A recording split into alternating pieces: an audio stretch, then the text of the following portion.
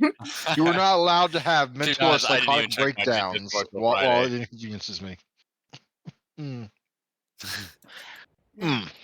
any case, my mouth feels like it's clumping together for some reason. That's because you need to play Pal Worlds with us. We can do that later, not right now. Okay. You better run. All right. Contingent on you buying it for me because I don't have it, and I probably know. won't buy it till next week if I was going to wait on my money. Any case, I'm gonna check my friends list right now, David. If I find you're still actively playing that, I'm gonna come over there. He ran upstairs to get chips, so he's on his way back down in a minute. Okay, fair enough.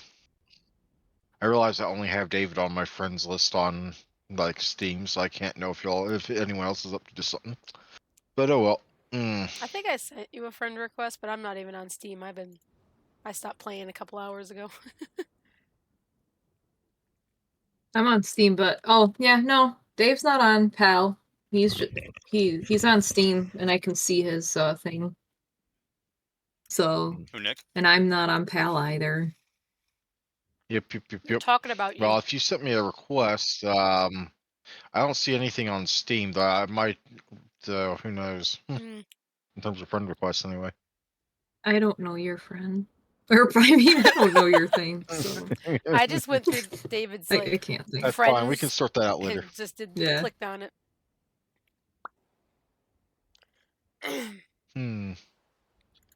Oh, oops.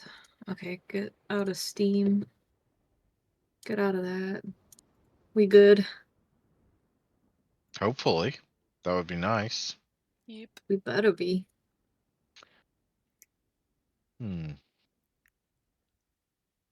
Please tell me I can at least trust Zeno is ready to play. I am here, but I am still dying inside. Why? What happened? Did Derek contaminate you with his body trying to kill him disease? I've just been dying since Thursday. What happened? I came down with a cold or something over the last couple of days, and then just, vexing my voice from Thursday. It was a thing. It is what it is. Fair enough. I think you gave it to me because I'm starting to feel something in the back of my nasal cavity. Your throaty nose. I mean, I've never been in a long-running, significant other relationship. I think the general rule is when one of you gets sick, you can expect the other one of you to get sick. Yep, pretty much. Yeah, to a certain degree. I blame Stephanie for all my problems. I didn't get you sick. I infected him with. You didn't stop me from getting sick, and therefore it's your fault. Hey, I can't help that you go to work in a different place than me. I can't keep track of everyone there. You should. You should have them on lock and key, or at least on some sort of tracking device. Wait. Xena, are you sure about that? Because they're basically saying that Steph needs to be a Yander. Yeah, why not? Tracking literally everything and everyone you're interacting with at all times. No, just the people at work. I touch Nick at least 4 times a day. I was gonna Excuse say, me?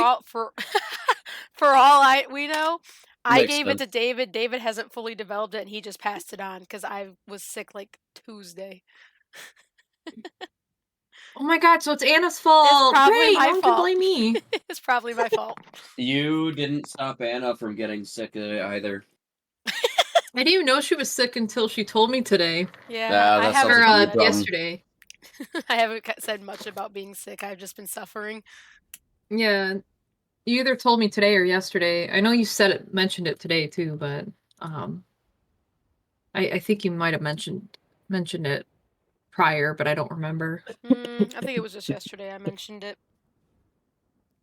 Oh, okay, because I'm bad with time frame. I'm sorry. I was gonna say it was Tuesday. Y'all My are hilarious. throat started hurting, and then I started coughing. Then Wednesday, then Thursday was when I started losing my voice, and I'm like, all right.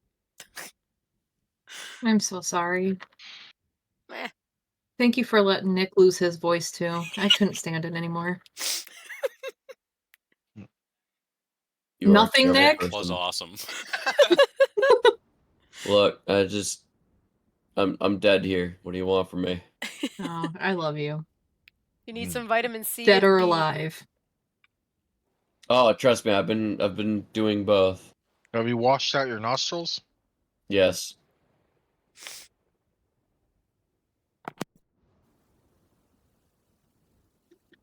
Hmm. I remember one time in my life for a period of off and on about 3 months. And this is disgusting, by the way. There's your forewarning. But my sinus infection was like off and on for like those 3 months, and my sinus gunk was so adhesive that I could literally reach into my nostril, grab onto one end of the thing of it, and literally pull it all out of my sinus cavity. Oh Jesus. Oh shit. Just man. clung together in this one big gooey mess. Oh, Oh that my had god. to suck. Well, yeah, it sucked, but at the same time, after Wow. I cleared my sinus cavities like that, I was free and clear for like 30 minutes, and then it was back to being awful again. Oh, Ugh, no. I'm so sorry. That was like, shoot, it's close to 10 years ago now. It's fine. Yeah. Mm. Ooh. My friends and family were much more grossed out than I was. I think you get more grossed out when it's not your sickness, you know? And I know, like, well, I don't like me throwing up. If I throw up, it makes me want to throw up more, so that's. Yep. I So was terrified of Oh throwing yeah, up as a I can kid, function but normally. If I nowadays break it's like, something, I'm fine. yeah, I Yeah. was I throw terrified up, of I'm throwing up done. as a kid, but like, eventually, sometime I think in my mid 20s, it was just I just accepted the fact that if I threw up, I felt better afterwards. Usually. Yeah. I mean, if it's a stomach flu and you're going to just keep on like upchucking like the entire time and dry heaving, then no, it doesn't work like that. But anything else, it's like, oh, you feel better afterwards. True. But in any case, so we ready to get started? I Sure. suppose. Um, are Yeah. we ready? Oh Are my you ready? Ready for Wolf Chase Honda? Oh wait, sorry, that's like a jingle for like the local from one of the Honda dealerships in the area. Hmm. In any case, we will begin, as always, on a new night with Alvin. Let me X out this thing, 'cause that's still new. Alvin, you awaken as per usual, just after sundown in your basement room beneath the Daily Bagel. If things have gone as planned, you should now be having a meeting in an hour or so with the other business owners on your street. Much further thought, though, however, is interrupted by sounds outside your door. The sounds of non-powered tools and the moving of things, along with a heavy pair of footsteps. Ah, who the fuck's been fucking up shit down here? Oh, god damn it, I hope the big man doesn't end up blaming me for this. I kind of like this crew. And sounds of hammering and a few other things being moved around. Just gonna lay there a little bit longer until he's done. Very well. That will take probably at least another 15 minutes as you're waiting there. By the sounds of things, he is attempting to fix the damage that Pius did the night before. Or perhaps the night before that, I can't remember. I thought Pius didn't manage to do that much because he basically botched that shit. Not that one then. It might have been the night before that, but the one where he came up through the sewer entrance and the sewer manhole cover / door thingy clinged into the opposite wall. So it might have been 2 nights ago. You specifically voiced concern that night about how your handyman Joshua would react upon finding it, and it appears he's found it. Mm-hmm. Fair enough.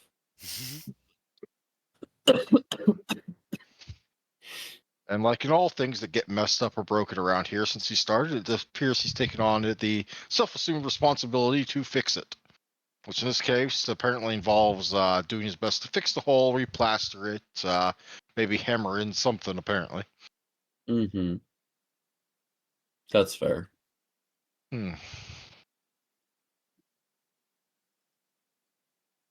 Eventually, however, that sound will fade and you'll hear his heavy footsteps tromping back upstairs. He's just mad stomping everywhere. Makes sense, to be honest. You'd be peeved too if people kept fucking up your work. Yeah.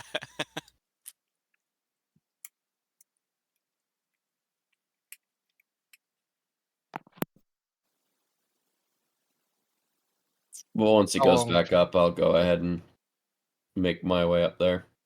On your way out, you find Joshua actually coming back down the stairs, about halfway down them when you start going up them. Oh, hey, boss. I don't know who did that thing down there, but I swear, honest truth, it wasn't me. I'll I get it know it fixed as soon as wasn't. possible, I promise. Joshua, you're alright. Oh, good. Thank you. Sorry, I'm almost done fixing it anyway. I mean, I just gotta repaint it up so it doesn't look awful. Not gonna leave just blind plain plaster just laying smack on the wall. I mean, that's fucking unprofessional. No, sorry for my language, boss. Again, I'm not too worried about it at the moment. Tonight I've got a meeting, so we got about another 45 minutes or so before they should arrive. A meeting. Freaking hell! Heck, why didn't anyone tell me I could have polished the tables? Oh well, I think that's what Jess is doing anyway. It'll probably be fine.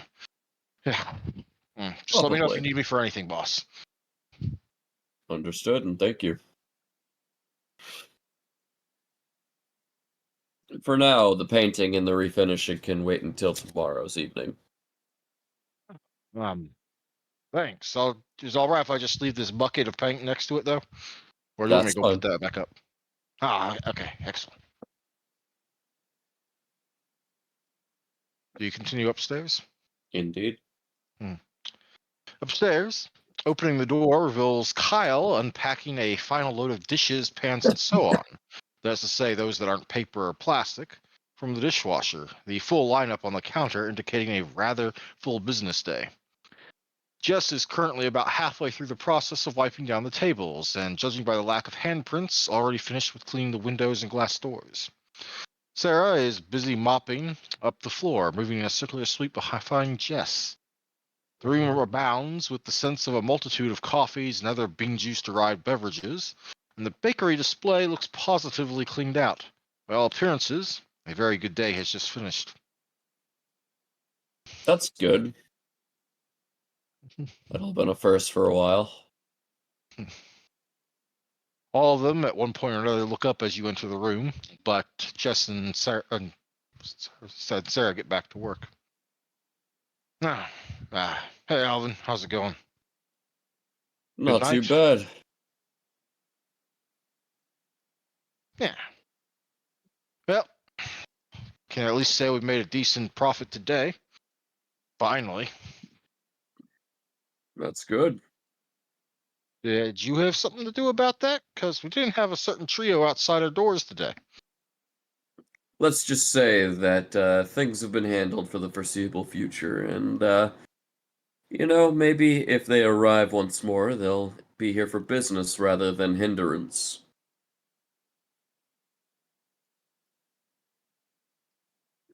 Well, just so long as they don't cause a mess. Otherwise, Joshua may lose it. Oh, I completely understand.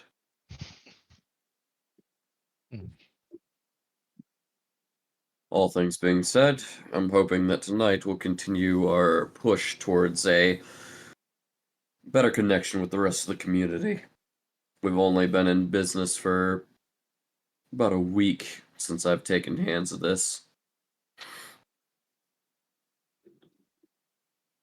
Yep. Well, I did get a positive response back on all the invitations sent out, so hopefully everyone will be here on time. Excellent.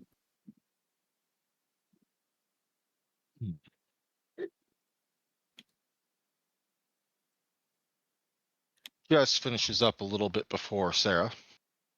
Anything else you need tonight? So long as the place looks nice, I don't believe I do. He then looks over at Kyle, and Kyle gives her a nod, and she picks off her apron and puts it back up behind the counter. before giving you a last wave goodbye and heading out the door. Sarah seems to be lagging behind just a little, but she was waiting for Jess to move on to finish mopping the last couple of spots.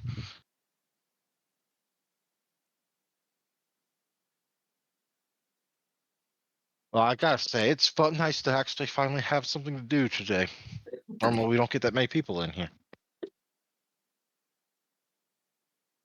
And hey, a lazy day once in a while is fun and is fine and good, but it's nice to actually do my job, you know? I can agree with that. Having a boring day never really gives much satisfaction at the end of a hard day. Sorry, I'm If I didn't, congested. yeah, it's fine. If I didn't know any better, I'd say that was mostly just because the tip jar finally had something in it. To which Sarah will stick out her tongue at Kyle.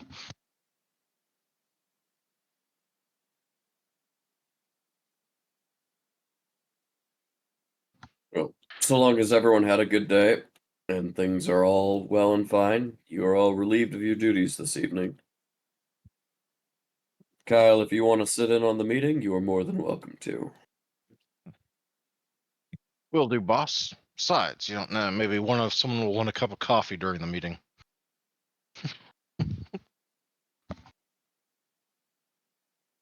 And with that, we will drift along to our next little drop spot. If only to relieve Zeno's throat for the evening. Well, or at least for right now. We'll be back here in a bit. Mm-hmm. Let me see here. Where are we? Yep. We move on. Wait, why is that thing still playing? One moment. I need to frickin' stop that. Oop.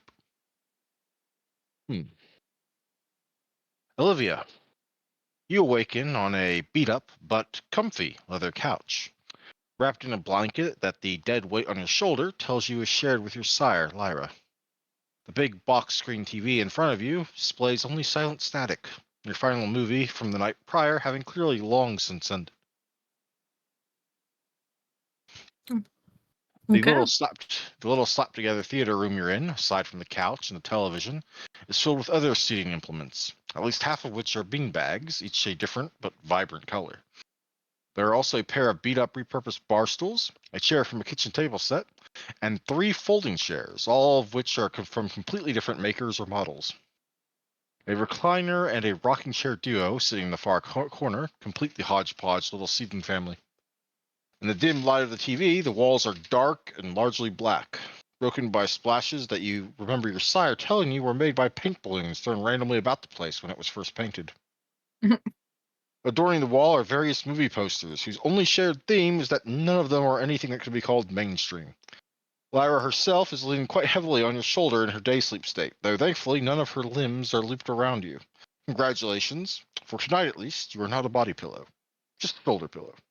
Nice. An odd sensation draws your attention to your forehead, before your hand presumably reflexively pulls off what is quickly revealed as a neon green sticky note, in turn containing the very simple message, "Don't leave without me. I have a surprise for you." All right.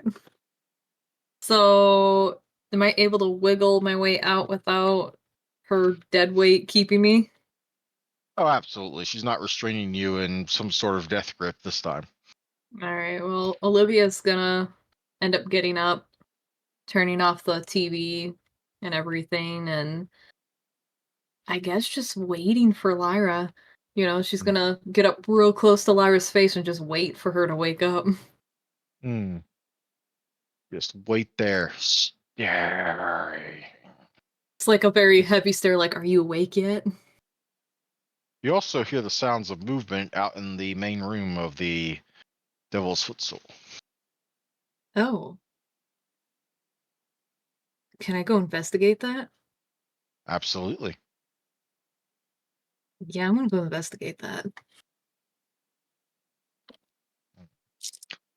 Upon creeping your way out of the theater room, which is mixed in amongst all the little guest bedrooms that are down here, make your way to the main room, but that's still forever lit in its bright neon glory. And mixing himself some sort of drink at the counter is a man wearing a leather jacket, pants, and by his bare chest, nothing else. Well, save some shoes, of course. Okay. Oh, Jack. hey, you're Olivia, right? Yeah, and you are? Ah, name's Jabber. Um, yeah, Lyra invited me over last night, at least to be here with y'all when y'all got up. Something about a surprise for you. Do you know what the surprise is? Yes, but I was told, or rather threatened with a particularly colorful punishment if I spoiled it. Is it a guillotine? I bet it's a guillotine. Uh, g- Where the fuck do you? All right, Malkavian. No, it's not a guillotine. Okay.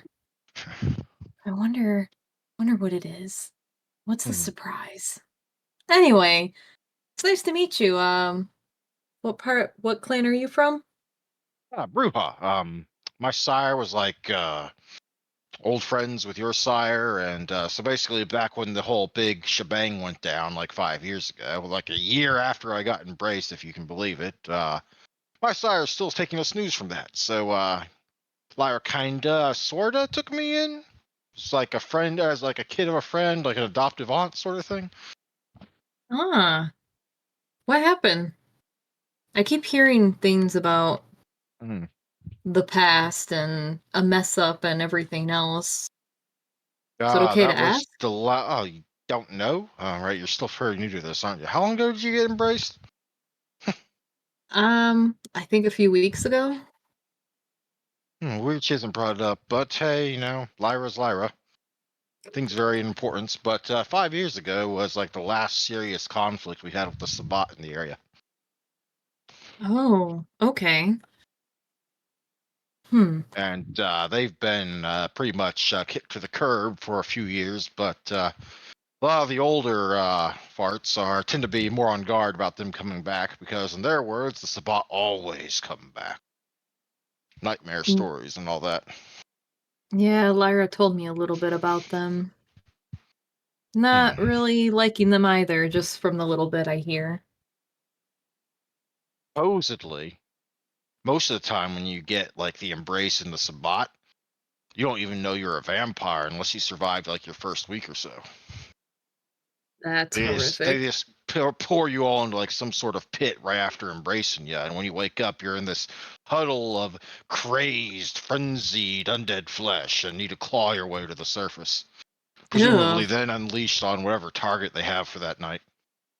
that's not something. I'm so glad that I woke up here instead. He gives you a pat on the shoulder. Hand is somewhat forceful, but not too much. It's like probably slightly struggling with his own strength, even though he's been a vampire for a few years now. Hmm. Yeah, don't worry about it. Just be glad you didn't wake up over there. I sure am. Well, at least Lyra did tell me I was a vampire, even if she was really too close for comfort. Yeah, she usually is. How'd that go anyway? It went fine. I mean, I'm not even sure what to say. Like, it's all a whirlwind. I woke up here, I got told a bunch of stuff that just makes sense and doesn't make sense and goes together, doesn't go together, and oh god, there's just a lot. I don't know how to describe any of it. Yeah, I remember my first nights. Those were some wild nights. Uh,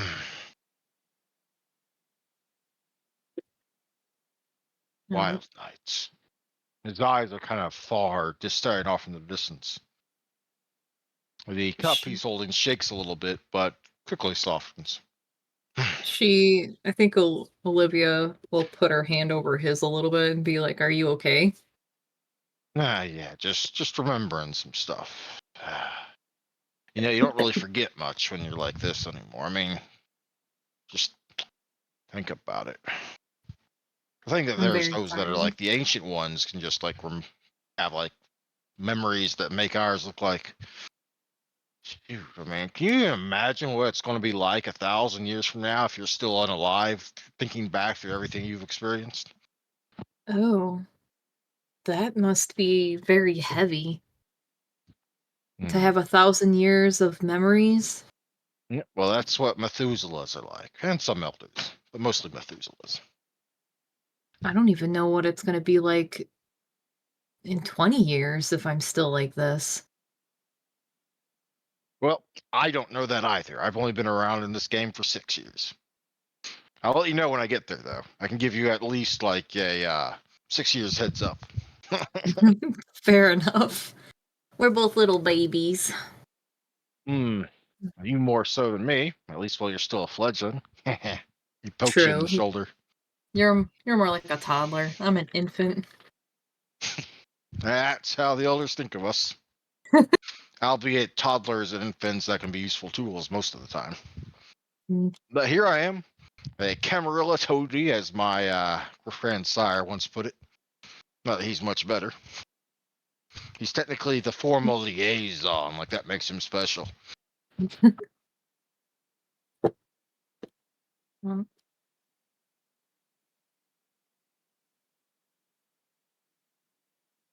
About Yeah. now. Yeah, go ahead. No, go ahead, Andrew. No, I was about to say we're going to switch over to Ashley real quick. Okay. I don't want to linger too long on any one person tonight, if possible. No, that's fair. I was running out Like of that, things to say, actually. Fair enough, fair enough. I really need to add just a special page just for Ashley's little bedroom, but until then, we're back to the chantry.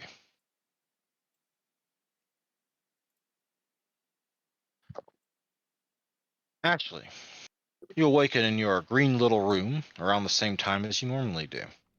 Only a few of your fellow acolytes or apprentices are likely awake yet, aside from your sire. He seems to be awake whenever you are. As if summoned by your thoughts, a card, folded into a pyramid to prop itself up, awaits your attention on your nightstand. I will pick it up and I will look at it.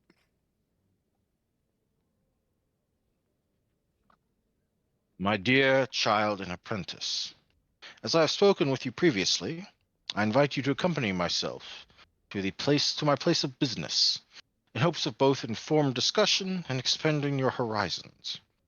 I will await you at the garage no later than 7:45 this evening. Until then, with best wishes, your sire, Dr. William T. Thorne. A casual glance at your clock tells you what you already know. You have perhaps half an hour, less time than you normally give yourself before heading to the bagel, as you have for most of the last week. In some ways, it seems shocking that it's only been less than a week since you started being tasked with associating with your coterie. Regardless, you had best get ready. Hmm. What do your normal evening habituals look like? Typically she'd get up, she'd get dressed, she'll kind of shuffle some things on her like desk, straighten it all out from the night before of journaling. Um, just kind of pack her bag and with what she might need, and that's it. And she'd head out. Heading out, you find in the main chamber nearest to your set of dormitories, you'll find Sue Ellen and Theo currently engaging in a game of chess. Sue's will be the first one to look up as you enter. Oh, Ashley, you want to play the winner? Nah, I can't tonight, guys. I have to go meet up with the sire. Who's winning? Dr. Thorne. Oh, and you can see, look at Theo, who's grumbling. She is. And by the looks of it, she's beating him pretty badly. You'll beat her one day. But yes, I'm going to meet up with Dr. Thorne.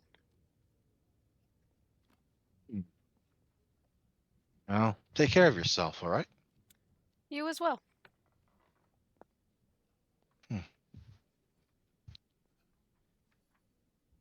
Coming to the garage, you find yourself passing through various parts of the chantry, part of it being bypassed by all the twists and turns that are practically codes to reach each individual section. You know that if you get them wrong, you'll end up somewhere completely different, usually farther away from the core of the chantry. A defensive mechanism of some variety.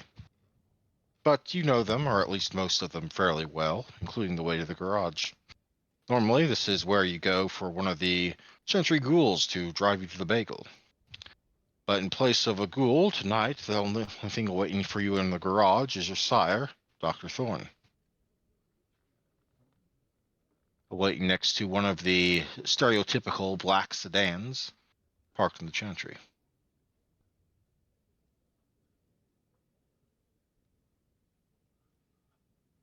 Ah, good. You're here. I trust your day's sleep went well. It did. How was yours? Remarkably blank as usual. Hmm. A good thing, one might infer. Still, I'm glad I'm finally getting to take a chance to take you to see what I do during most nights. And perhaps have a little private conversation that has been much needed. Absolutely. I look forward to seeing your He will place of hold. business. No, it's not much of anything. In fact, you might even say it's purposefully not much of anything. Still, for the moment, he will hold open the door for you to get in on the passenger side. Ashley will cautiously hop in the car. As soon as all of your limbs are inside, he will close the door and walk around to the driver's side.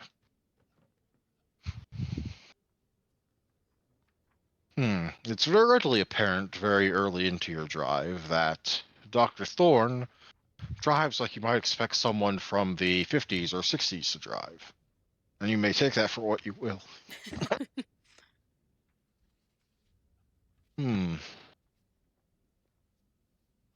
Or, to put it more simply, drives like an old person. Yeah.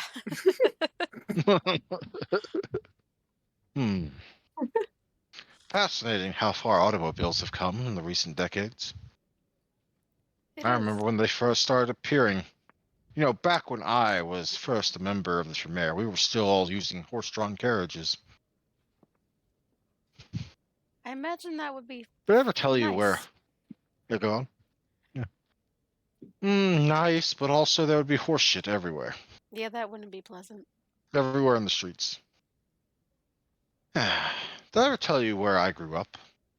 I don't believe you did. Well, you would hardly tell it from my accent, but I grew up in Southern Virginia. Back in the 1830s. On my uncle's plantation, no less. And yes, there were slaves, but that was the thing at the time. Understandable. I longed for a medical license to be a practicing doctor. And the only place in the world at the time that had appreciated a medical school that actually taught you something instead of largely hogwash and guessing was in London and in Scotland, actually, Edinburgh.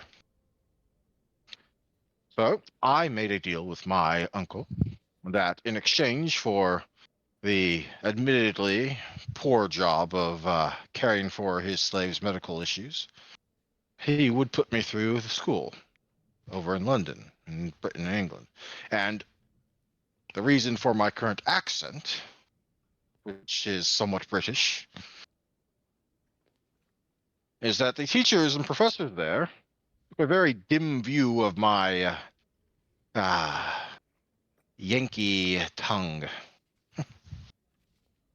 After all that time, the most recent war with Britain, the War of 1812 as we call it today, was only 20 years prior. Some of them had even fought in it. So as you can imagine, there was some lingering hostility. Or at the very least, lingering, Disdain? ill perceptions. Disdain, yes, that's the word. Especially since, and you might not know this, but that war didn't even need to happen. So I'll tell you something that most people don't know these days.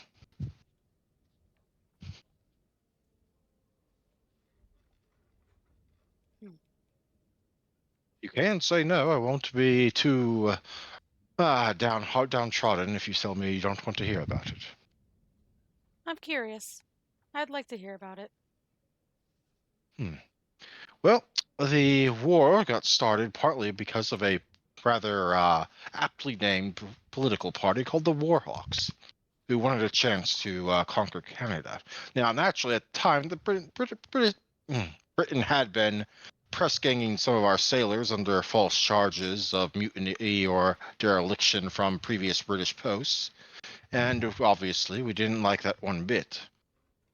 Warhawks used this as a rallying cry to push us towards war. Now, the crazy thing is, when Congress finally decided to declare war, at the very same time, the British Parliament was also deciding that perhaps they didn't want war with us and should stop doing their press ganging of our sailors, and so sent an official missive announcing their decision to do so. Of course, because of time delays and taking 6 weeks to cross the Atlantic, both of these missives were en route at the same time. So when Britain received our declaration of war, they thought, well, perhaps they didn't know we were sending this message because it was sent at the same time we were sending ours. So we'll just give them some time and allow them to announce their cessation of hostilities. It doesn't need to come to anything. Well, the Warhawks party was still in charge and decided they still wanted war anyway. So the war ensued. Miscommunication. Miscommunication and desire for things that amounted to nothing. At the end of the war, both parties got just enough to be able to claim to their country that it was a victory. In reality, it was, as you might call it, white peace. So much slaughter and ado about nothing. Fascinating, isn't it? It is.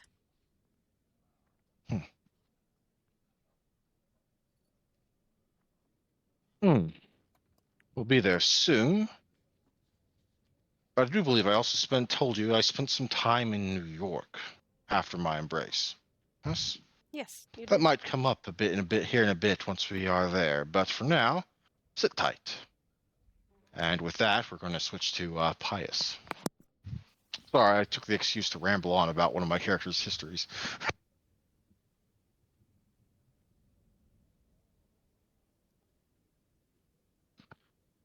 Sorry if it got annoying. It's okay. Hmm? Oh, no, I was rambling about... Dr. Thorne is one of my old characters, so I was rambling about a bit of his history. No, I like hearing the characters' histories and what you have planned for them. That's not annoying or anything. Okay, glad to hear you say it. You're my most enthusiastic player, so it must be true. I might just have to go ahead and, catch most, parts that I didn't fully comprehend on re-listen. That's how I tend to remember the stuff that gets mentioned all the time. By what listening to Anna's recordings? Mm-hmm. Mm-hmm. One thing that I do for both Giant Slayer and Vampire is, like, the last day of the week or the day before, whichever is relevant for Giant Slayer or Vampires, I'll listen to the new recording and then just go, okay, now I remember what happened. I Yeah, find and it to be useful from a storyteller perspective to remember the bits that I completely winged and can't quite remember, like what I actually said.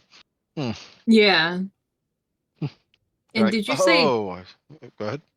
did you say Giant Slayer or Giant Slayer? He said Giant Slayer, but come on, man. Come on, the guy's got a cold. Leave him alone. Okay, fine. I mean, they do splay blood. Okay, I'll Yep. give you that one. But yeah, I like that Anna records these because there are parts that, like when everyone else is having their scenes, Yep. sometimes it's nice to go back over those and just hear them again because there's so much information. Especially because it's an every other week occasion and sometimes every month occasion. Yep. Absolutely, absolutely. I do wish that we had a recording for the first session, but that's mostly on me for not having one. Heck, I wish we had some for your initial preludes. Mhm. It's all good. In any case, let's see. All right, Pious. Pious, you come to in much the same manner as you have for the last night or so. In the little carveaway you call your own, deep within the safe embrace of the. Oh, I actually need to change pages. Let me get on that first. I'm on the He's just wrong chilling in the page. chantry. Yeah, he's just chilling in the chancery. All right. I'm nestled in the bookshelf. He's just Question how hiding you got away, there. collecting more secrets for his masters. Yep. Yeah. Okay, well, let's start over at the beginning. Pious, you come to in much the same manner as you have for the last night or so. In the little carveaway you call your own, deep within the safe embrace of the Warrens. It's only been less than 2 weeks since you started this new life, but already so much has changed. Your desk, or work table, whichever you feel in the mood to call it, as despite the age and mess, it feels like a fusion of both. For all you know, it is. Still carries the familiar clutter of knickknacks and parts. It's a mess, but one you know well, aware of where each little object is should you need it. Half-assembled clocks, either broken and looted from dumpsters or garbage bins, or perhaps one of several objects gifted to you by your new family, as they do their best to make you feel welcome, line the back of the desk with their missing parts mixed in with the general mess. Light is dim, but provided by the assorted lights hanging around in the room. One source, the same random string of Christmas tree lights that appears on hand no matter how many are used throughout the Warrens. Probably because of how many get thrown out each year, despite only having a bulb or two broken or burned out. Shamelessly wasteful, those mortals. An odd thought, perhaps, given that 2 weeks ago you were one of them. But you never really felt like one of them, did you? Nope. The most recent light source is a little neon sign gifted to you by your sister in blood upon your return last night. Given its appearance, it was probably stolen from a bar belonging to a guy named Frank. Well, it's yours now. Pius would take out his pocket watch and stare at it and the light and just watch the light hit the silver of the watch. I'm posting a link of it and a picture of it in the Discord. Hmm. Ooh. As you work your That's way cool. through as you work your way through your evening wake up habituals, whatever they might be, you remember that tonight is the night that you were invited to accompany Lynette as she went about some errands of an acquisitional nature. You know very well that part of it Yep. involves restocking what could be very well called her pantry. And given how she feeds, how does that make Pius feel? It's the first time in a while since the first few days of his embrace that he's actually stared at his pocket watch and kind of just melded into the ticking of the hand. So I would say he's nervous. He's nervous, yes. Well, one moment. Let me switch back over to here. Get over here. But well, just like in his human life, he's thrown into situations he can't really control. This one he actually said yes to, so he feels a little in control. A little bit of control goes a long way, even if it's an illusion. Yep. There is a thud at your door. And the door, which was already somewhat sloppily placed after your sister broke it the couple of nights prior, is very, very close to falling off again, but doesn't quite do it this time. Coming. Oh, hey man. Yeah, I found this in the trash up there when I was doing some digging. Your sister said you liked them or something. And in his hands What is is a it? very shattered mess of a grandfather clock. Ooh. He's just collects all the pieces and slaps him on the chest and says, "Thanks, bud." Oh, no problem, man. Hey, if you're ever up there and you happen to find like some let's just say, misplaced jewelry. I like blinging out my place. I could use a favor in the future if you don't mind. Yeah, sure. No problem. What kind of jewelry are you talking about? High end, just shiny Nah, things? man, just shiny, man. I just like the shiny, you know. It reflects off. I mean, the Christmas tree lights really make it stand out and reflect, if you know what I'm saying. Okay, I get your drift. I like feeling like it's kind of embarrassing, but I like kind of feeling like my own little dragon in my own little cave, you know. I mean, I if I got the was perfect mortal, it would idea be in mind.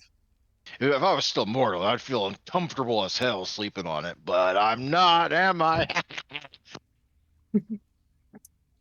He pies with ear to ear smile and be like, "Nope, it would seem not." Anyway, good talking to you, man. Enjoy the clock or what's left of it. Yeah, it was nice seeing you. I'll show you what it looks like when it's done. Oh, you think you can actually fix that? Oh man, you're actually No, pretty I'm good gonna at that sure shit. try. I look forward to it. Kinda. I mean, I don't really dig clocks, but I like seeing the after picture, you know? Sure. And with that, the typically simple minded, often topless for whatever reason, Jax lumbers away. He's not unnaturally big like the sheriff, but he feels very, very solid, dense, for lack of a better word. At least he controlled that enough not to break your door again. Yeah, Pius would chuckle and make a joke saying this is the Kevin Bacon of the Nosferatu. Out of character, I don't know who that is. Kevin Bacon, he was in like Hollow Man, Wild Things. I don't Gosh, think I've seen any of he's in a those. lot of. Hang on, I'll find a picture of him. Hmm. I don't think he's ever had a movie where he doesn't have his shirt off or his wiener hanging out. Ah, But he is a very famous actor. Like you'll once I show you a picture, you'll know.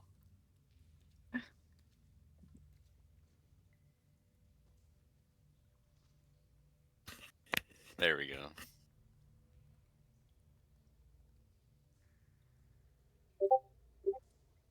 yeah, it does look vaguely familiar. Yeah, not sure what I've seen him in though. He's been around for a while, a long time. If it's not readily apparent, I'm not a movie buff. Isn't it Kevin Bacon? Oh, Kevin Bacon. yeah, That's what we were just yeah, saying. that's Kevin Hmm. Bacon. Cool. Yeah, I'm giving that a heart. You know, Kevin you're Bacon. not due for. You know, you're not due for Lynette's for meeting up with Lynette for another half hour. Is there anything you would like to do? He actually would start working on that grandfather clock. He, the moment he saw it, he's just like, perfect, something to actually take my mind off of what's about to happen. Hmm. Because for Would all you? he's thinking the worst of the worst. You might get some of that. You don't know. Mm-hmm. Are you going to? How are you going to go about this? By the way, are you going to try and fix it as is, or are you going to finish taking it apart first and work from the ground up? He's gonna keep what's left of the skeleton and work from that. Hmm. Well, the glass is shattered in a couple of places, and the wood is smashed. But hey, you think like a little bit of epoxy, a little bit of glue, and getting it pieced right together, you can at least get the wood looking somewhat all right. The glass, however, Yeah. you're probably going to need to find something else to replace that. Or just leave it hanging out. I mean, hey, they'll be able to see the gears of the clock better that way. Yeah, as I say, he might just leave it exposed. He has something in mind for Jax, just for having the courtesy of bringing that to him. So he's going to try and make something for Jax. Fair enough, but hey, down here, you're all family. So that has to count for something. Pies never really, other than a few times, Pies never really made something for other people. It's a weird feeling, But this is also his first. He has a family now, and this is his first time actually like being a part of one. Now that they're all kind of blood related in a sense now. And they've certainly been treating you better than any of the fake foster families you've ever been with. Sure. So for all to that most, you this is and a curse. To Pius, this is a beginning. Yep. I mean, for all that they look, and you as well, look like monsters, yep, you've had more monstrous foster parents, probably. Oh yeah. And after all, to the intelligent, or rather, what? All right, no, sorry, I forgot where I was going with that. I was going to say something, but I completely lost track. My bad. But for now, you're left diddling with the clock while you await the appointed hour. And so we will go back, for right now at least, to Alan.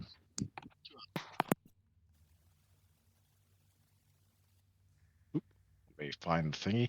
I really need to make folders for all these pages. I mean, sheesh.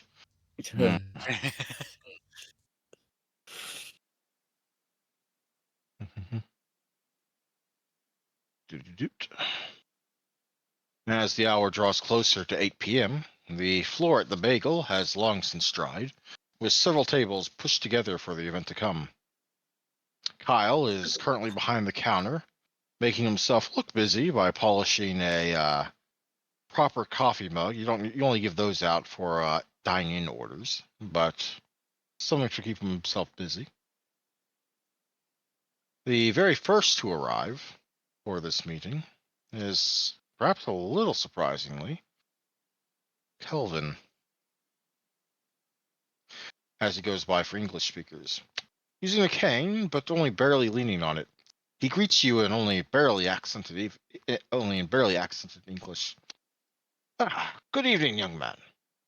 You are Val de Reich, yes? Indeed.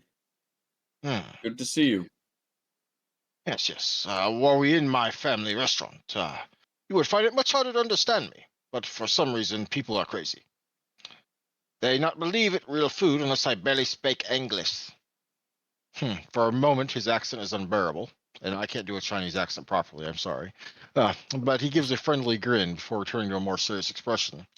The others will come soon, yes? I would expect them soon, yes. Fortunately, as if summoned by your words. I'm a stupid thingy. The next to arrive is Eric Polters, proprietor of Bangers Music and Records. He carries himself casually, glancing about the place well before looking your way. A well-hidden frown of disapproval from Kelvin, though for all you know, that might just be for the man's dress and tattoos. Sup? Any chance the espresso machine's still working? It should be. Kyle, would you get him something to drink? Yeah. It'd be nice. Haven't been through here yet before, but you had those people hanging out front. I hear you. We're hoping that those troubles are far behind us. Following him is probably one of the faces you recognize most, even if you've only seen it 2 or 3 times. It's following him is the enormous frame of Nate Kinsby, the operator of the local Blockbuster. Your previous times seeing him were likely when picking up a movie to watch in the brief time since your sire gave you the bagel. He gives you a nod before addressing Kelvin. Ah, Kelvin, how's the family? Family is good, yes. Yourself? The conversation, whatever it would have been, is interrupted by your fourth guest. Cassie Green will saunter in, ignoring Eric's stare from over by the counter, and continue straight up to you. Nice place. Any chances those annoyances are going to stay gone? I might actually give this a try if they do. That's what the hope is, Miss Green. Pleasure to see you. And she'll give you a wink before hovering in the corner of your vision. It's a few minutes before your next arrival, which is one Matthew, or Matt as he prefers to be called by, the owner of Davidson's across the street, the textbook and college supplies vendor, arrives. His gait is slow, but he carries himself well despite seeming rather tired.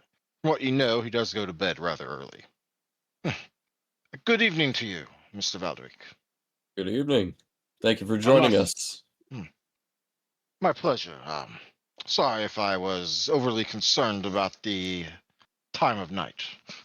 That's not an issue. I understand that we all have our preferences of schedule.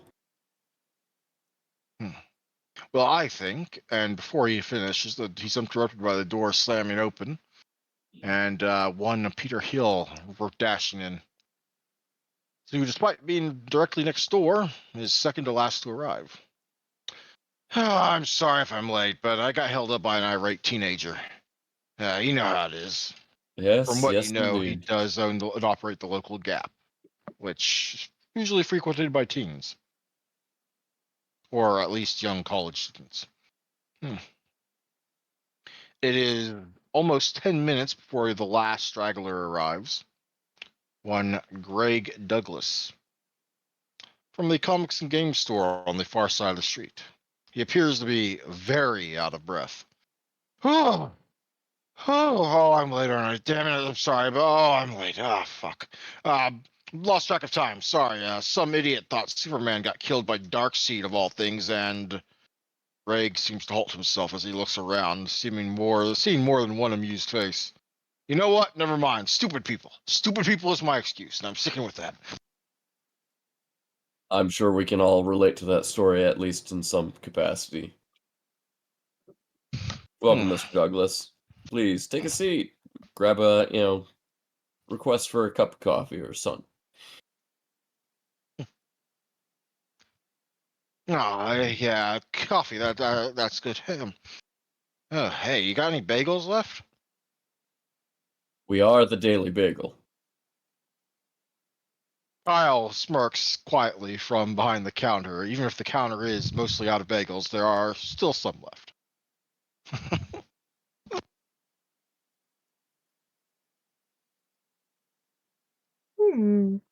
As one by one, however slowly, they each find themselves a seat at the apparently presented table. It will be Kelvin who will speak first. Perhaps because of his age, perhaps just because the others seem to defer to him, perhaps because some of the others are socially awkward enough not to be the first to speak. So, you invite us all here to get together, yes? What is it that you wish to discuss? Well, as I have recently taken over the Daily Bagel, it's been my aim to see it as successful as possible. That said, no one business tends to become successful without raising the tide for all ships around it. I have an idea that I'd like to put in place, but that would sadly displace some of the current residents I have above the bagel itself. I know that you guys tend to have some occupancy from time to time. He looks at the Chinese shop owners with, a nod of exception. And I would hope to make sure that they have a place to stay when this renovation begins. Now, I've got a vacancy, Nate will say, pitching up from where he sits about 3 down on the right. But I think you're going to need more than just one vacancy. What is it you're looking to do anyway? He says before any of the others can cut in about whether or not they have any vacancies. I seek to turn the top of the Daily Bagel into an internet cafe. To open it for 24-hour access. Such a thing generates lots of noise, yes? Not typically, and not with the soundproofing that I intend to have for each of the independent rooms. As they were already apartments in the first place, I intend for the renovations to include some amount of noise dilution, so that we're not disturbing our neighbors. Hey, I This mean, said, if you want, I can get you in touch with a guy for that. By the way, I mean, I got complaints from all these guys back when I first opened up my store. Says Eric, the owner of Bangers, which kind of seems to like the reasonable thing there. right. That would be quite helpful. That said, I am looking to cross-pollinate our clientele. Here has their own niche that they are providing for the community. And so my thoughts in this new venture for the bagel would be to promote everyone else who is around us, be it with discounts or otherwise. This way we can all keep in touch with one another and make sure that we don't have a future issue like we've had in the last week. You want us to each? So you want us to each have like coupons for each other or something? Something along those lines. And that's only if everyone is inclined to do so. This is not a forced thing, this is merely a recommendation or poking of curiosity. Hmm. Young man, if I might say so, I sell textbooks and supplies. It's not. How do you expect that to fold in with everything else you're trying to do? Your students will be coming in for their physical textbooks, while the internet cafe will allow them the access to a broader spectrum of information to cross-reference what they will find in their textbooks. A Out of coffee character. goes a long way in order to make it so that way they can stay focused on these tasks. Out of character. This is also before most college libraries had internet computers. That didn't Mm-hmm. become commonplace till like later in the '90s, I think. Indeed. He's ahead of the game. Yep. It's actually one of the things I considered he might try and do with the bagel. So I'm kind of glad I had that one possibility already mapped out.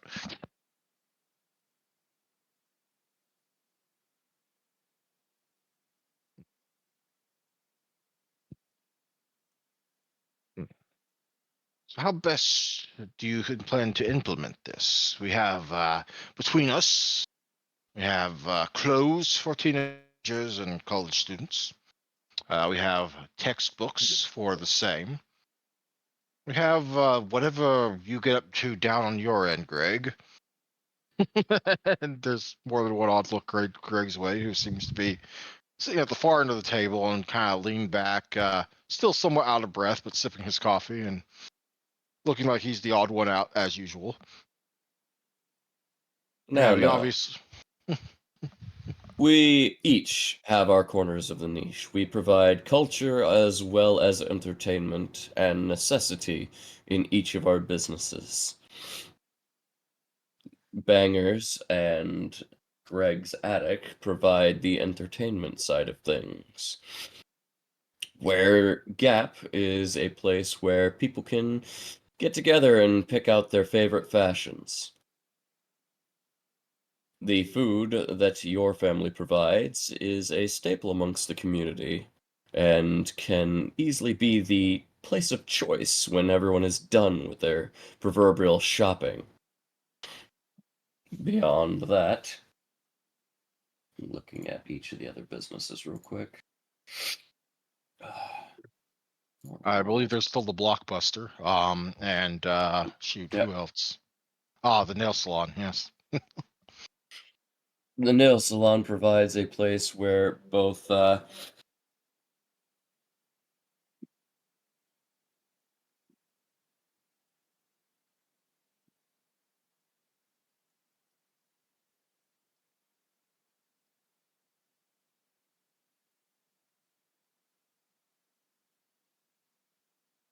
You all right there, Zeno? if the Gap brings the youngsters in, is my Discord pitching out? Yeah, yeah. I think your Discord's cutting out. Okay. Ours has been Blockbuster too. still in VHS mode at the moment. Yep, VHS.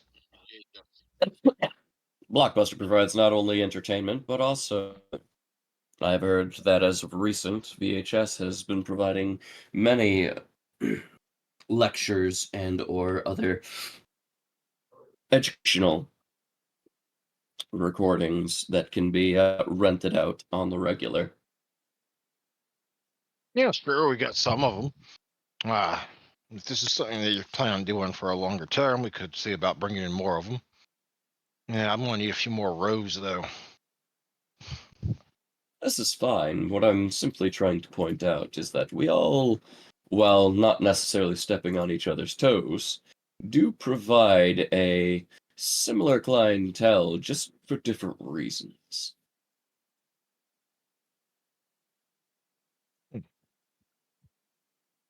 While you might not get the jocks in the nail salon, and you might not get the nerds in the gaps, for the trends of clothes, that doesn't mean that that can't yet happen.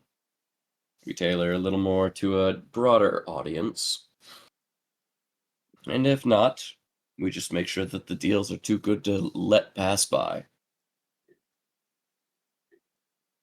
Seems well enough to me. But obviously, it would need to be finalized, and we need to cut down exactly who's getting what, and or how we're going about different specific things. I mean, I'm not a business genius or anything like that. Like, do you have a plan yourself how to implement that? You see whatever you feel is a fair coupon, you hand them out to the different businesses, and we'll all cater to what we feel will draw in our own crowds. We just simply make sure that everyone has a good stack or two on the week, see what works, what doesn't, and we just continue to communicate, to be open with one another. Like I said, none of us here is really poaching business from one another. We only have benefit to give each other. You mean to And set with us up like some sort of community association, like where? My train of thought is lost, but some sort of regular association or gathering. Yes. effectively, yes. Would be nice if we had a way to look out for one another. Although hopefully that doesn't mean going up against detestable thugs like earlier. I'll be sure to handle things that are a little less savory.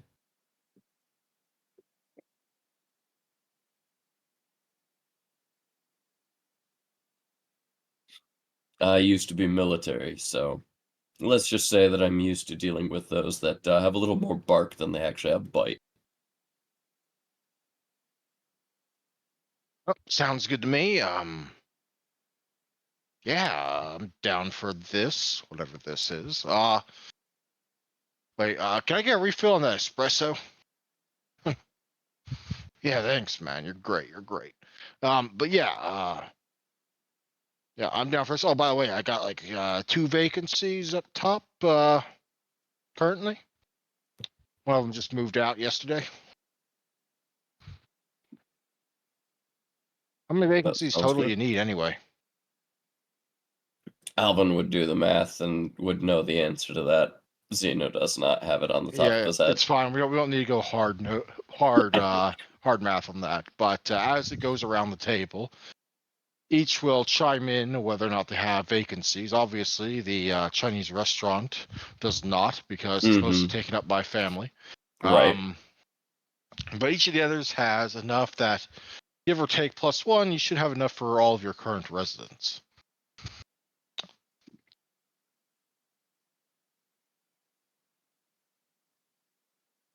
That is Which is at fair. least one part of the business done tonight.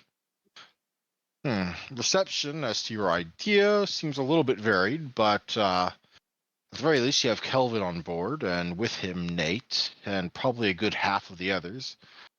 Cassie and Cassie and Matt are probably the ones most unsure how such a thing would work out and are kind of lagging behind the others, but they're not against it. Yeah. Well, that's good.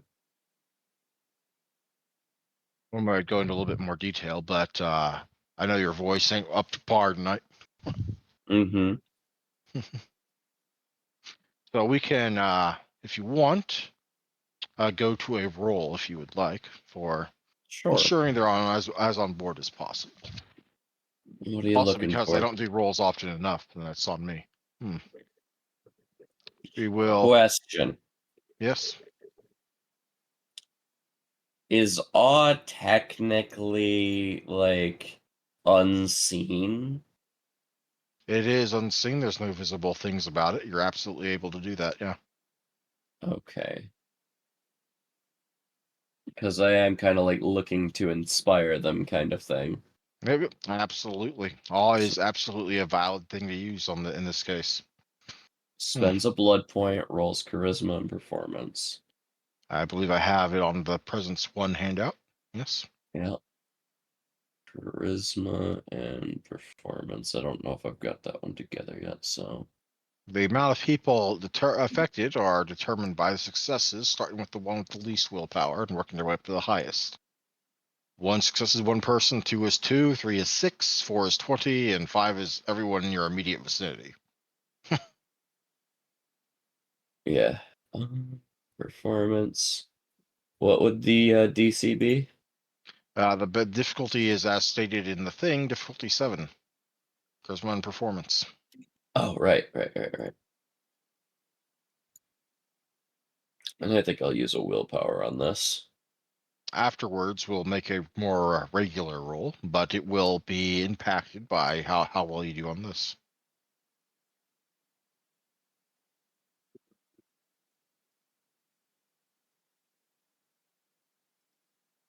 Two successes. Oh, you said did you say you spent a willpower? Yeah. That is enough for 6 people. So let me just take a quick glance at the list. These are all still mortals, so most of their willpower is fairly around the same point. There's only Give or take 7. one. There's only 7. I'm going to say the one person it doesn't affect is Kelvin, who has probably the most willpower out of the bunch. So But he you was get, already on board. yeah, he was already on board, so you're good. What kind of They roll are you aiming for in almost. this one? Well, first, let me describe the results of your presence roll. Okay. They all become over the course. We'll say you probably did this partway through your speech. Honestly, let's be honest. There, it's probably didn't do it just now. You probably been doing it for a while, but they all become more and more fascinated with what you were saying. Again, Kelvin aside, and are practically hanging on your every word. So we will have your roll for your next roll here be at difficulty 5. Okay. I mean, even if you fail this roll, they're probably not going to shut off the prospect of getting this done. They'll just add like a little bit more hiccup to work through. Mm-hmm. Did I just hear the sound of a Daniel dying? No. This is Oh. me dying. No, you're oh, that was hearing you. Daniel laughing. Oh. No. When he laughs, he sounds like he's dying from a distance. Yes. So what am I rolling? Yeah. I had my mic turned down, I thought. Hmm. Sorry. I'll allow you to choose either expression or etiquette for this one, I guess. But your role is going to be charisma. Charisma and then etiquette or You what? can choose either etiquette or expression, your choice. Oh, they're the same. So And difficulty 5. You only need like 1 or 2 successes here because you've already used awe, so you've already softened them up.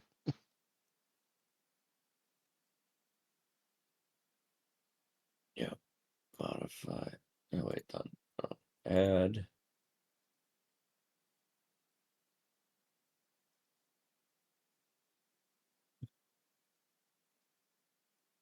Charisma. Expression.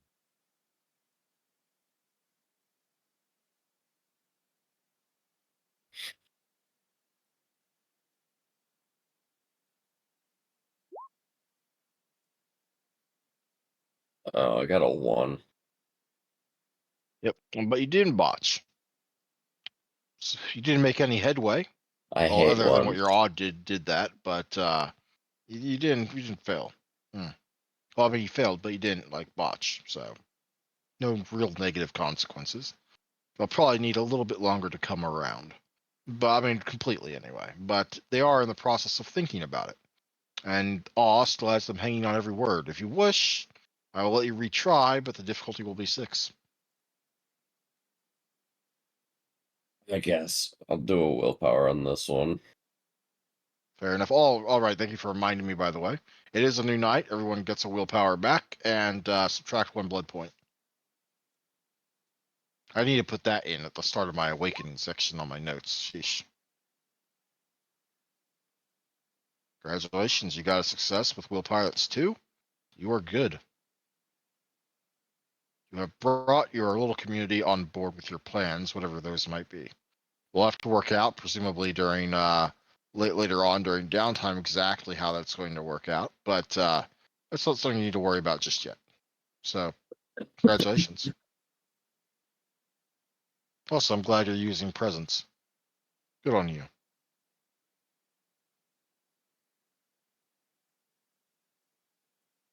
So, has everyone subtracted a blood and added a willpower? Yeah. Ashley, I mean not Ashley, but Anna, David, Steph. Hello. Hashtag ignored.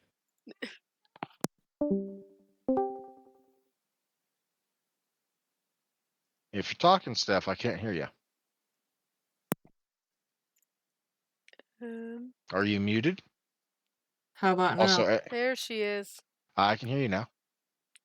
What the fuck happened? No idea. Also, I can hear Anna speaking, even though she didn't respond to me either. Shame on you, Anna. No, I did. I just was. I think Nick was talking when I responded. Hmm. Yeah, they're both sick, so her voice is also kind of Out of it. Fair enough. Fair enough. yeah. So the last one, so everyone's just subtracted a blood and added a willpower, or in this case, I guess just not taking one off, or Alvin. And we will move on to shoot. Who are we? Oh, right. Back over to here.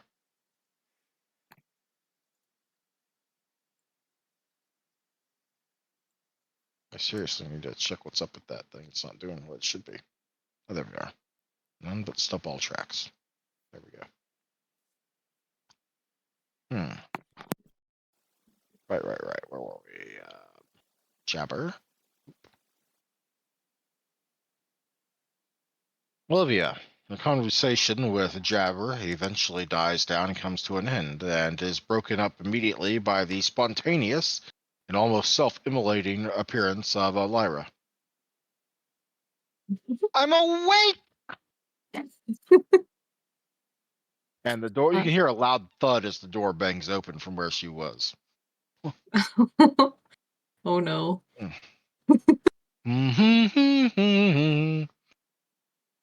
And she hums to herself as she. What's that word? Darn it, brain. Remember words. Remember words, brain. What's. Skips. There we go. Skips is the word. As she skips her way into the main room of the basement. Olivia, you're here. Yep, I got your note. I figured I'd wait, so, see what you But you got. took it off. It looks so nice on your forehead. Oh dear Better than Lord. your skin. I No. know. We should cover ourselves in sticky notes. How about we cover you in sticky notes, and then we cover Jabber in sticky notes, Hey, and don't then bring that's me into this. Do not fucking bring me into this. I'm just going to be over here minding my own business. but we could make like this nice paper mache out of you. I do not want to be a vampire pinata. Okay? Okay. Fine. Hmm. Well, I'm glad to see you, Jabber. Are you doing all right? Are you feeding enough? And then I will turn her eyes over to Olivia. Are you feeding enough? Don't look like you're feeding enough. I could probably do better on that. Well, I'll have to tell you about not taking your vitamins later. Right now, I believe it's time to go. To the bike. Right. To the bike. Wait, where are we going anyway? Like, what's Oh, happening? we're going to. Jabber shuts up and looks over at Lyra. Lyra just kind of smiles and nods, and Jabber says, "Oh, we're going over to my place." Ooh, is it gonna be a party? Not really. Darn it. I kind of like it as a party, but I don't think literally anyone else thinks of it as a party. So, no. Sorry, says no. Oh, okay, fine. Keep me in suspense. I am your prisoner for now. You're going to love it. It's going to be fantastic.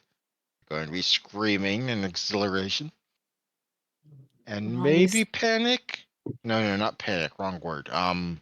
Something word that probably begins with P. Maybe. Or maybe another letter, like A or C or one of those letters. There's like 26 of them, but it's one. It starts with one of them. Okay. Already panicking. Don't worry. I mean, what am I telling you? This she's your flyer. You can go ahead and start panicking. Where's drunk Davy when you need it? Sadly, not here. Hmm. That's fair. Anyway, I don't have another screenshot for this. I ran out of time for that. I'm sorry, but you will find yourself heading out to the vehicles. Jabber will be heading to his bike, and for you, it's either the Hawaiian tie-dye motorcycle or the hot pink classic convertible. Choose You your know weapon. what?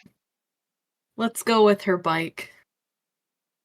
The Me bike and the again. bike bonded last time. Let's do it. The bike again. Well, you will find yourself riding through the streets. Eventually, as you are unable to maintain any sort of conversation while going this fast, if you were to use your aspects, you'd probably deafen yourself. But you will eventually arrive outside a place that is proudly labeled via a large neon sign, Jab and Jibs, which is apparently a motorcycle dealership. Surprise! I'm getting you a bike.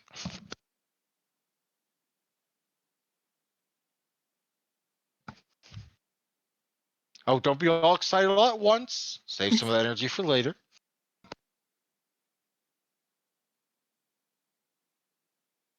That is Yeah, gonna be well, cool. y'all work that out. I'm going to go inside. Come on in when you're ready. Okay. Can my bike?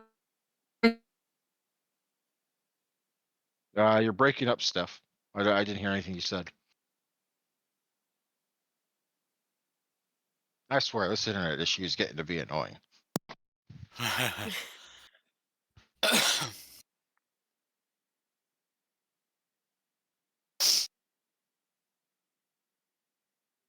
Oops. We were having this issue earlier today on our end. Playing Pal World. Yeah. On it. Oh, There oh, she darn, is. breaking up.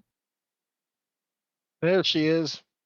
That's weird. Like it's working. Like it's on and everything. I'm not messing with anything. Yeah, your voice is kind of warbling in and out, but I can actually understand you now. With the hopeful thing that it stops, what was Olivia doing?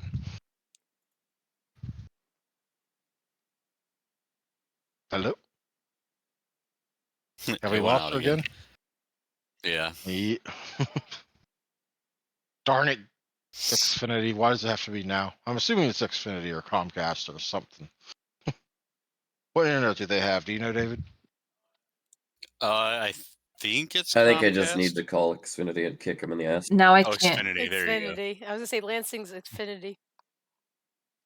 Mostly. Mm-hmm. We have Spectrum. Yeah, we're looking to finally get past Xfinity down here. Ceasefire's been taking over neighborhoods, and by all accounts, they're better. Not that that's a high bar to pass, considering Xfinity. Right. Hmm. No, not default. Can you hear me? A little Kinda. bit. You're coming in and out. This migraine No. go away. You have a How about now? migraine? What is wrong with all of you? Sheesh. And yes, I heard that. It's the Michigan cold. No? Yep, I can hear you. Can you hear us? And maybe it dropped again because I'm not getting a response. Mm-mm. I am really upset about Xfinity right now. Really? Why now? Why couldn't they have just delayed this for like 2 hours and, had it then? Sheesh.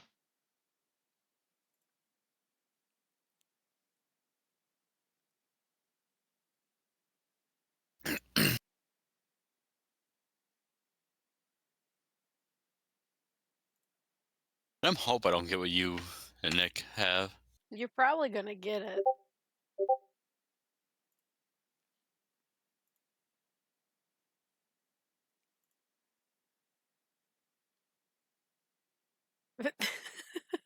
All right. We can get back to that stuff in a bit. I'm going to temporarily cut over to Ashley a little early. And in the hopes That's that okay. in like 15 minutes or so, your internet will be a little bit better. So we will cut back. There it is. Hello? That's okay. Okay. And move back over to CMAP for right now. Oop. But Nope, who just that dropped? was Nick. Please tell me what. He's back. Kind of. Okay. Well, Anna, or Ashley, rather. We a somewhat lengthy drive later, located somewhere in the crime-laden area of northern Georgetown, where a largely quiet ride with your sire comes to an end.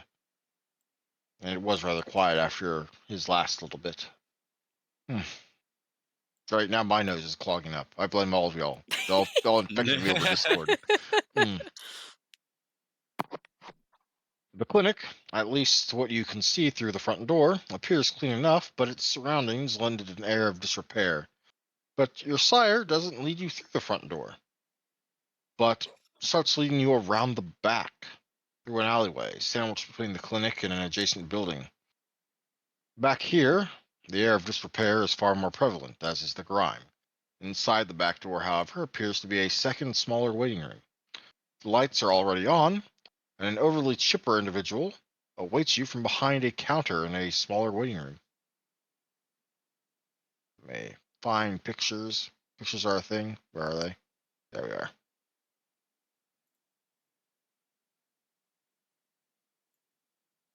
Oh, Dr. Thorne, you're here. I'm glad to see you tonight. Yes, I am, Miss Crosswell. This is my child. Rolls up, finds last name. Ashley Silvano. I don't know your last names. I'm sorry. Ashley Silvano, this is my night nurse, Alice Crosswell. She is in the know, so to speak, and is one of my ghouls. I'm always at your service, Dr. Thorne. On anything you might need. Will you all be going downstairs then? Yes, we will. Mind the desk, and let me know if anyone comes in. The door opens into a dark stairway leading down to the depths of whatever's downstairs.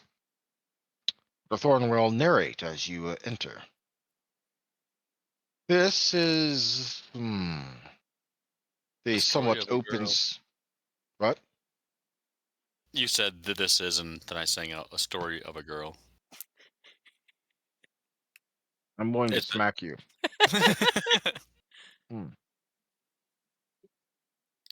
This is the somewhat open secret of the local neighborhood, mostly of the gangs and the low lives in the area.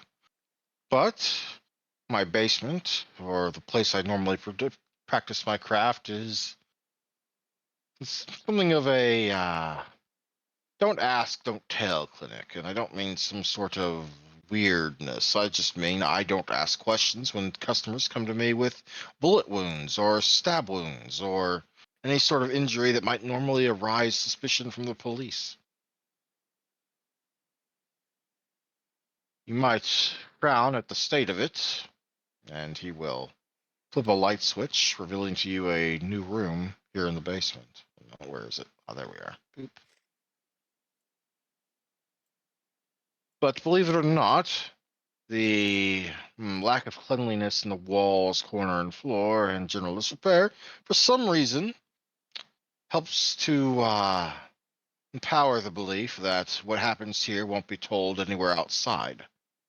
So, for that reason, I ensure that Alice doesn't ever fully clean anything but the implements I use and the absolute necessities.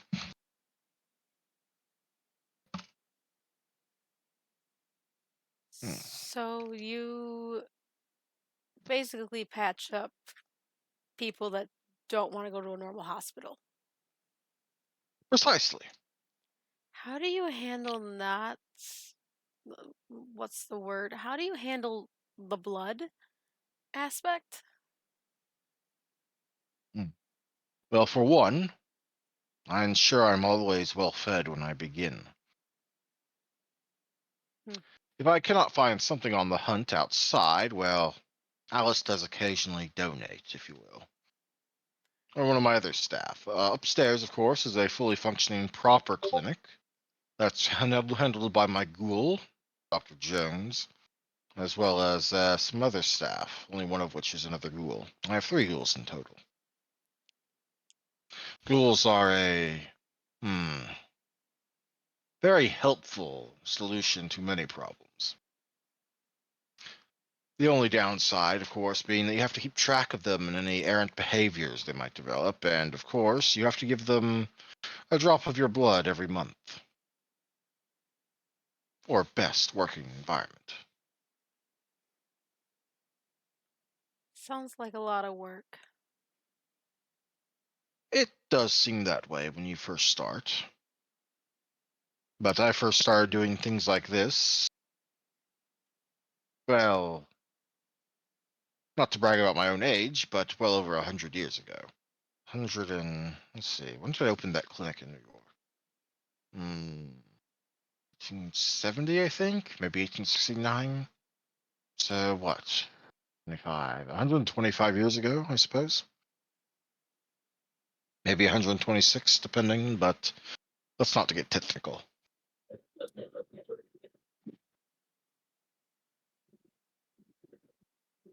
But of course, there are other reasons to keep a basement clinic with a intact morgue just a room away. What do you know about our clan's founding? Hmm. I know we were very into research, the sciences That's a bit. that's putting it somewhat mildly. You know, I hope at least, that we are actually one of the younger clans, yes? Yes, that I do know. We rose somewhat in the Middle Ages, so our origins were originally as actual mages. That's to say, House Tremere of the Order of Hermes. The other houses of the Order of Hermes are still some quite angry at us for our endeavors. Treason, they might call it. Our predecessors gave up, quite frankly, superior magical ability that they saw as dying, for magic was dwindling in the world, in search of something more permanent, which they arrived at their false transformation into vampires. I say false, as in we are not like most of the other clans, and that we did not originate with some, well, however you might choose to look at it, some sort of ancestor blood. No, no, no. We were self-created in that sense. However, our new condition left us weak as we could no longer practice the same magic we once could. In fact, our predecessors found themselves almost helpless in a supernatural world that was now quickly becoming hostile to them. Be that the other vampire clans at the time, because at the time of the Middle Ages, it was the age of the clans, the age of the War of Princes, where every city was its own domain, and the only one you could truly count on was those of your clan. And most clans had territory where they were the lords and princes, and typically you had to pay certain respects in order to them in those areas, because they were the ones in charge. The clan Tmishi in Eastern Europe was particularly something we ran into conflict with because that was where we began, specifically in Vienna, Austria. Vienna is in Austria, right? I think it's in Austria. I think. Yeah, I think. But eventually we figured out a way to enact a sort of magic with our blood, which became thaumaturgy as we know it today. And we had our weapon. But we could never be considered one of the clans, as they were called, or even one of the bloodlines properly because of our status. So, the Council of Seven, and believe me when I tell you this, this is highly guarded information, and if they were to find out, I've already told you, we would both be heading for the sun. You can keep a secret, can't you, my dear? My lips are sealed. Well, there was another clan at that time, one you have undoubtedly never heard of, the Salubri. And our elders, that's to say the Council of Seven, which still reigns in Vienna, plus our founder, Tremere, tracked down the location of the sleeping Salubri Ancient, the, as they call them, antediluvians, and in some aspects they are very much real, child. And they sought a ritual that would empower them, as well as transform Tremere into the sort of foundation of the clan properly. Supposedly, this has succeeded, but Tremere never woke up after the incident. What they did is what's known in the wider vampire world as diablerie, or amongst the ancients as the amaranth. I don't suppose you've heard of this term yet, child. No. Of course not. Typically, it's guarded in ensuring that young idiots don't go hopping mad trying to use it to empower themselves by devouring their elders, because that is what diablerie is. Diablerie is consuming the very essence of another vampire and drawing it into yourself, possibly empowering yourself in the process. Dangerous, addicting thing, but one that can come with certain benefits. As he pauses between you and the door to the morgue, but not the door to the out, his hands kind of clasped together in front of him, and for an instant, perhaps your brain flickers in realization as the hungry gaze he sometimes looks at you with suddenly makes sense. I speak from experience, of course, in that addiction. Is that so? Now, of course, yes, well, I was young and idiot around once in New York. The time was, I think, 1872.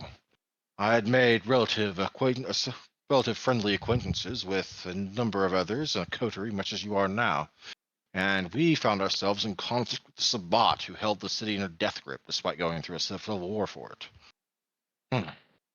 Needless to say, I saw us in a victory between our group and a small group of Sabbat. I saw an opportunity to experiment with something I had heard about but never dared attempt. And while I passed through it unscathed, I cannot say the same for our Ventru party member. I mean, our Ventru coterie member. They were, well, sent into a vegetative state.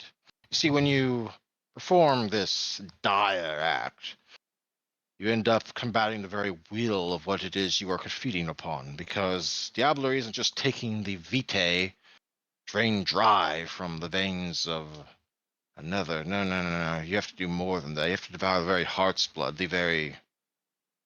Well, I shudder to think of what you will think of this, but the very soul of your victim. That is what you are feeding on. And as such, the inner will, I very hesitate to use the word human will, but it is what it is, resists that. And your will is effectively stuck combating it. In fact, that is why some reason that Tremere never awoke. In fact, he is still somehow battling the will of Saulot, the antediluvian of the Salubri, even to this very night. That their fight has never truly ended.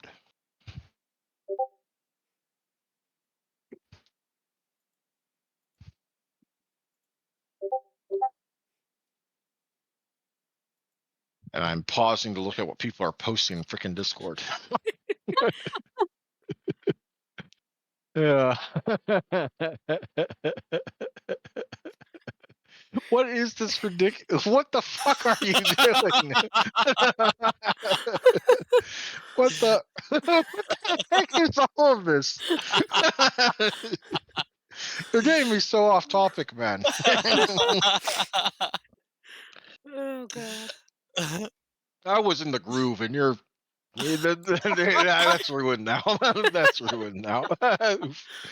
Oof. I'm just going to mute Discord so I don't hear the pings, so I don't get tempted to look. Yes, that'll do. Sir, you ruined the Emperor's Groove. Out the window. I'm sorry, but you've ruined the Emperor's Groove.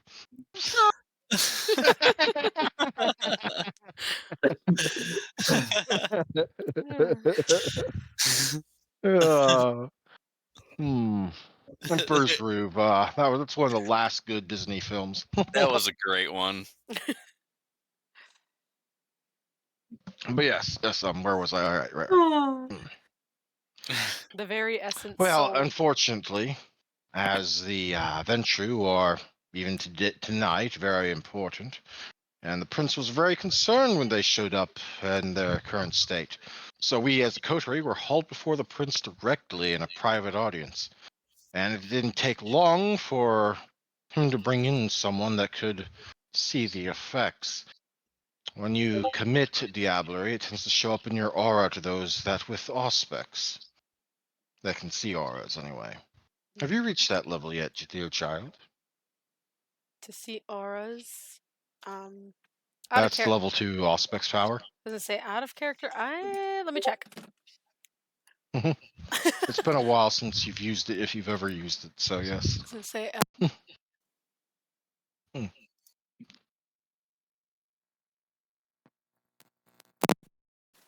Gotta dig for it. Where is it?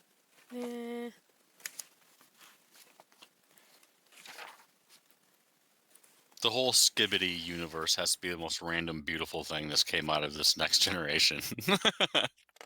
I have no idea what we're talking about, and I'm afraid to go looking for it. Oh, God. It gets really deep. You want me to look in your sheet for it? See if you've got it? Give Help me me one just second. molest your sheet I mean, a little bit. you can if you want, but I'm pulling. I trying don't to pull see it an now. auspex. You only have one dot of auspex, so I think no, I you only don't have have one. Yeah. It's like I'm pretty sure I only have one. it. Well, you will eventually be able to, child. The point is that for potentially years even after such an event, it's readily apparent in your aura. And anyone that knows what they're doing can find it, even if they're not supposed to be doing so. So, well, needless to say, the prince found out I had committed the most cardinal sin known to vampires. What do you think happened then? By all rights, he could have had me executed and found out and disgraced, and, well, you wouldn't be standing here now if that was the case. I was gonna say, I mean, So what do you you're think he still did? here. I'm not sure. What did he do? Like any crafty venture did, he didn't see a need to immediately kill me. No. He had the best possible blackmail over my head. No, I became his pet. His little pet court maid, Tremere. Oh, Oh. Naturally, the only thing I didn't do was teach him thaumaturgy because he knew that that would only end up getting him killed by the clan. Nope, but everything else I had to do for him. Well, quite a lot of dirty work that was. But I'd already bitten the forbidden fruit once, and as I stated, I was addicted. I'm told that from sources I may or may not disclose to you later that that isn't always the case, but unfortunately for me it was. And like any drug addict for what is it they are peddling these days? Not opium, no, it's Coke, I think, but that's a soda, right? That's a carbonated beverage. It's Is it Coke or am I cocaine. thinking things? It's cocaine, but called Cocaine. coke Ah, on the thank you. street.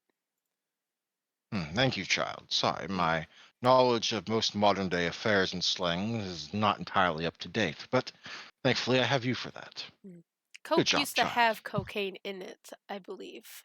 That's the rumor, at least. Did it really? That makes sense, yet confuses me all the more. Why did they take it out? Hmm. Addictive properties, I think. Yes, well, I mean, yeah, probably why, But we're getting off topic, child. Though it is a topic that interests me, I'd probably do some look in my spare time on that. Maybe some investigative work. That could be useful, actually. Addictive properties. But yes, like I said, addiction. And you see it all the time with various addictions to various things. I don't think cocaine's the only thing to go on these days, but shriveled up people on the corners that clearly did something that they shouldn't have. But like any addiction, like any drunkard seeking his next drink, there is a descriptor I understand and can use properly. I wanted more.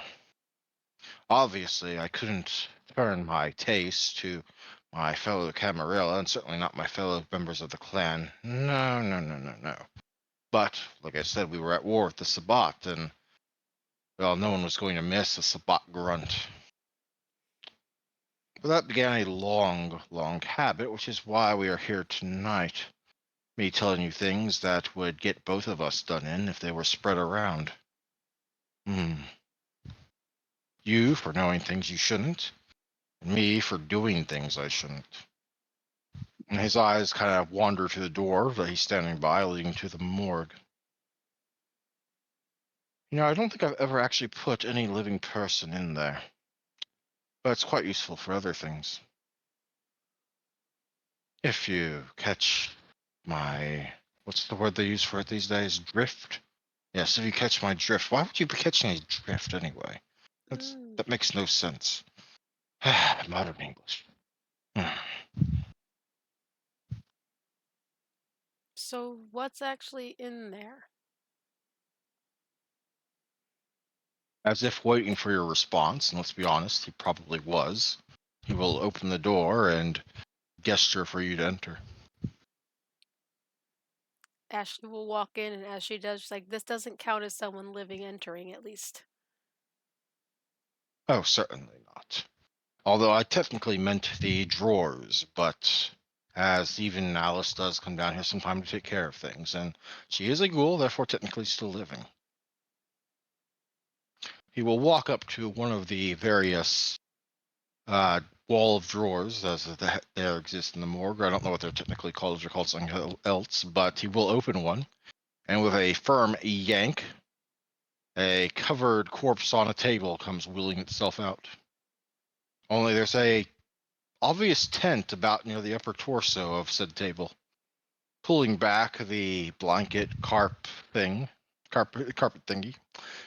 it reveals there is a stake lodged in the chest of what is probably a vampire.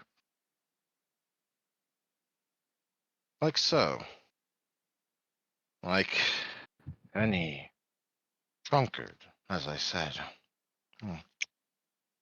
His eyes are fixated on the corpse, but he eventually tears them away from it.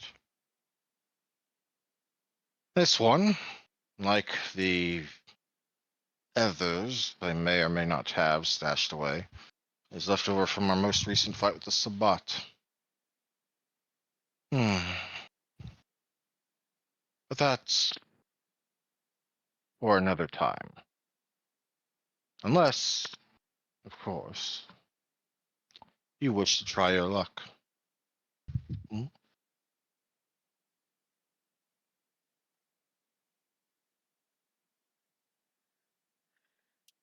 I can't say that I won't I'm be offended. interested in it. Hmm. I'm not sure how that would affect me and if I could fight the willpower. Well, frankly, I think your willpower is quite strong. I did choose you for a reason, but I understand your hesitancy. If you were to jump in without thinking, you wouldn't be the one I chose to be my child. So good on you for that. No, however, there are certain advantages. Gaining access to the ability to learn things that we otherwise wouldn't be able to learn. Like The other smiles powers? that you. Precisely. And with no gesture at all, suddenly you're standing in complete darkness. The darkness doesn't feel natural. In fact, it feels like it's clawing, almost physical, as it slides and slithers its way around you. You could almost assume there's actually something out there. There's something unnatural. You can barely hear anything, just like a vacuum. The void? But eventually, what? Like a void? Like a void. Like you may or may not remember reading. He will eventually banish said void. That is a very basic power of the Sombra. Manipulation of the abyss, as they call it. I got that from meeting one of their own. Very However, there is interesting. a reason to be very careful when you're learning other disciplines normally. I don't know if I've spoken to you on this, but I will speak to you on this now. Our clan is particularly susceptible to the vitae of others, and that the blood bond, which I know you have definitely been covered on, binds us far more easily. And you do need to feed on another's blood in order to receive training in one of their clan disciplines.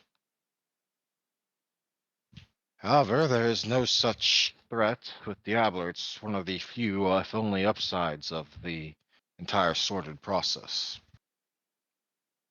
But you, my child, can decide that for yourself at a later time.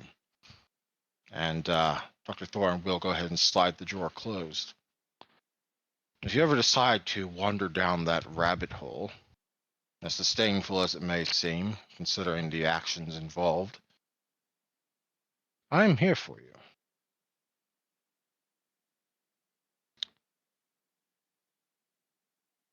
I do appreciate that. If I come to that conclusion, I will talk to you about it. Glad. Do know that I have long since created means of avoiding the ability to be noticed for those actions. If I hadn't, I would be dead. Final dead. Absolutely. Without hesitation. In fact, I would dare to say, and at this point, he will be cut off by a loud yell from above. Dr. Thorne! We got incoming! Well, it seems our lesson for the day will have to end for now. Would you like to assist me as I go about removing whatever amount of stupid from an individual that needs to be removed? Of course. Happy to learn. Excellent. With that, we're going to finally move on to, well, actually, we'll move back to Olivia if she's back. If Stephanie's back to being able to communicate. Can you hear me? Yes. We can. Okay, That loud and clear, actually. That's great. that's good. Okay, sorry for getting long-winded with that, but I've been planning that one for a bit. Well, actually, I think that was good for Hannah. Last session, she didn't get to do much, so. Who is this Hannah you speak of, and why is she here? I said Where's Anna, I my didn't say wife? Hannah. In Zeno's defense, it did sound like Hannah, not gonna lie. I mean, Hannah? Hannah Baker, are you there? I Oh, don't God. know you. Get out of my party. Okay, fine. Enjoy your motorcycle. I'm gonna mute myself again as the sniffling and everything continues. Yeah, apparently me and Dave are having a dance party with gifts, so Is that what's still going on? I'm glad I'm not looking. I'll look at that later. I mean, you completely threw me off my groove last time I did that.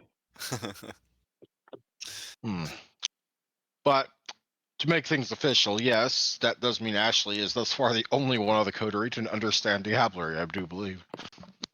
My character Yes. understands what it is. He just also knows that if he does it, he's basically a dead man. Yep, a dead man, and he might not have been told the full extent of what's involved. Just that don't do it, and it's dumb. You shouldn't do it. Mhm.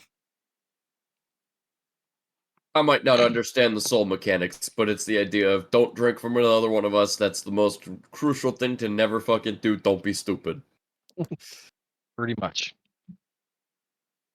But to say it mechanically, yes, access to learning other disciplines and possibly lowering your generation if they were lower than you. It is the only method of permanently lowering your generation that exists in the game.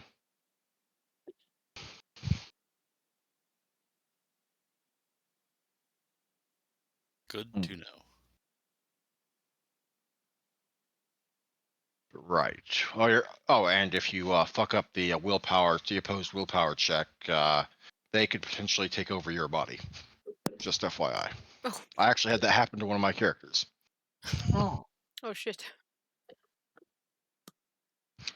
They kind of tied the whole willpower roll, and and the storyteller house ruled that I was kind of stuck switching between each personality every so often. Like each night I woke up, my character would have to make another opposed willpower check to see if he was the one that woke up or if it was the other guy. So, Ooh. and then I ended up betraying that character's the person that character had basically sworn themselves to, who was another player. So that was a whole big pile of stinky, smelly shit. Now I'm going to get a refill on my drink. This is an opportunity to go get a hot cup of tea for Nick and anyone else that needs one. Do you need a hot cup of tea? Cup of tea. No, the only tea I need is to know what the hell this motorcycle business is. Let's get this road on the show. I want Think some it's a motorcycle. The only tea I need has nipples on them. I was gonna say the only tea I need is some titties. Oh, you need some boobies too? Well, Yeah, you've got Hey, some. here. I'll take some too. You weren't born with any? Wow. Okay. All right. Alright. Shoot. we are all It's going more to. fun when it's the someone nutrients else's from Nick. tits. It is. It is always fun when it's someone else's. You know what your tits are. It's more fun with someone else. Oh, David's gone. I think he went to go get tits, so Anna will play with them. Nope. He's not over here. I think he went upstairs. No, He's I'm still here. He's going to the VU. Oh God, no. We need to all get in a circle and slatch onto each Okay. other's boobies. This is y'all are all a messed up world with messed up people. Okay. The only way he's going to the VU is if I'm going with him. I mean, he didn't say you weren't invited. And I'd be what's stood the in the trunk what's the and boo? It's What's a the strip boo? club. Ah. I'll go with you guys. Just store me in the trunk. I've never been to a strip club. I want to, but whatever. I went for my 18th birthday. It's fun. So you know what you do, Steph?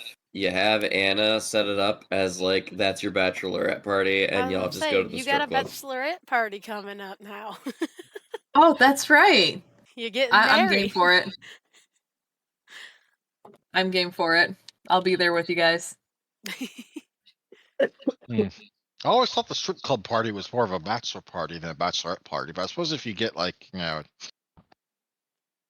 Male strippers, which are not as fun. I'd rather have female strippers. So much more fun. Fair enough. Fair enough.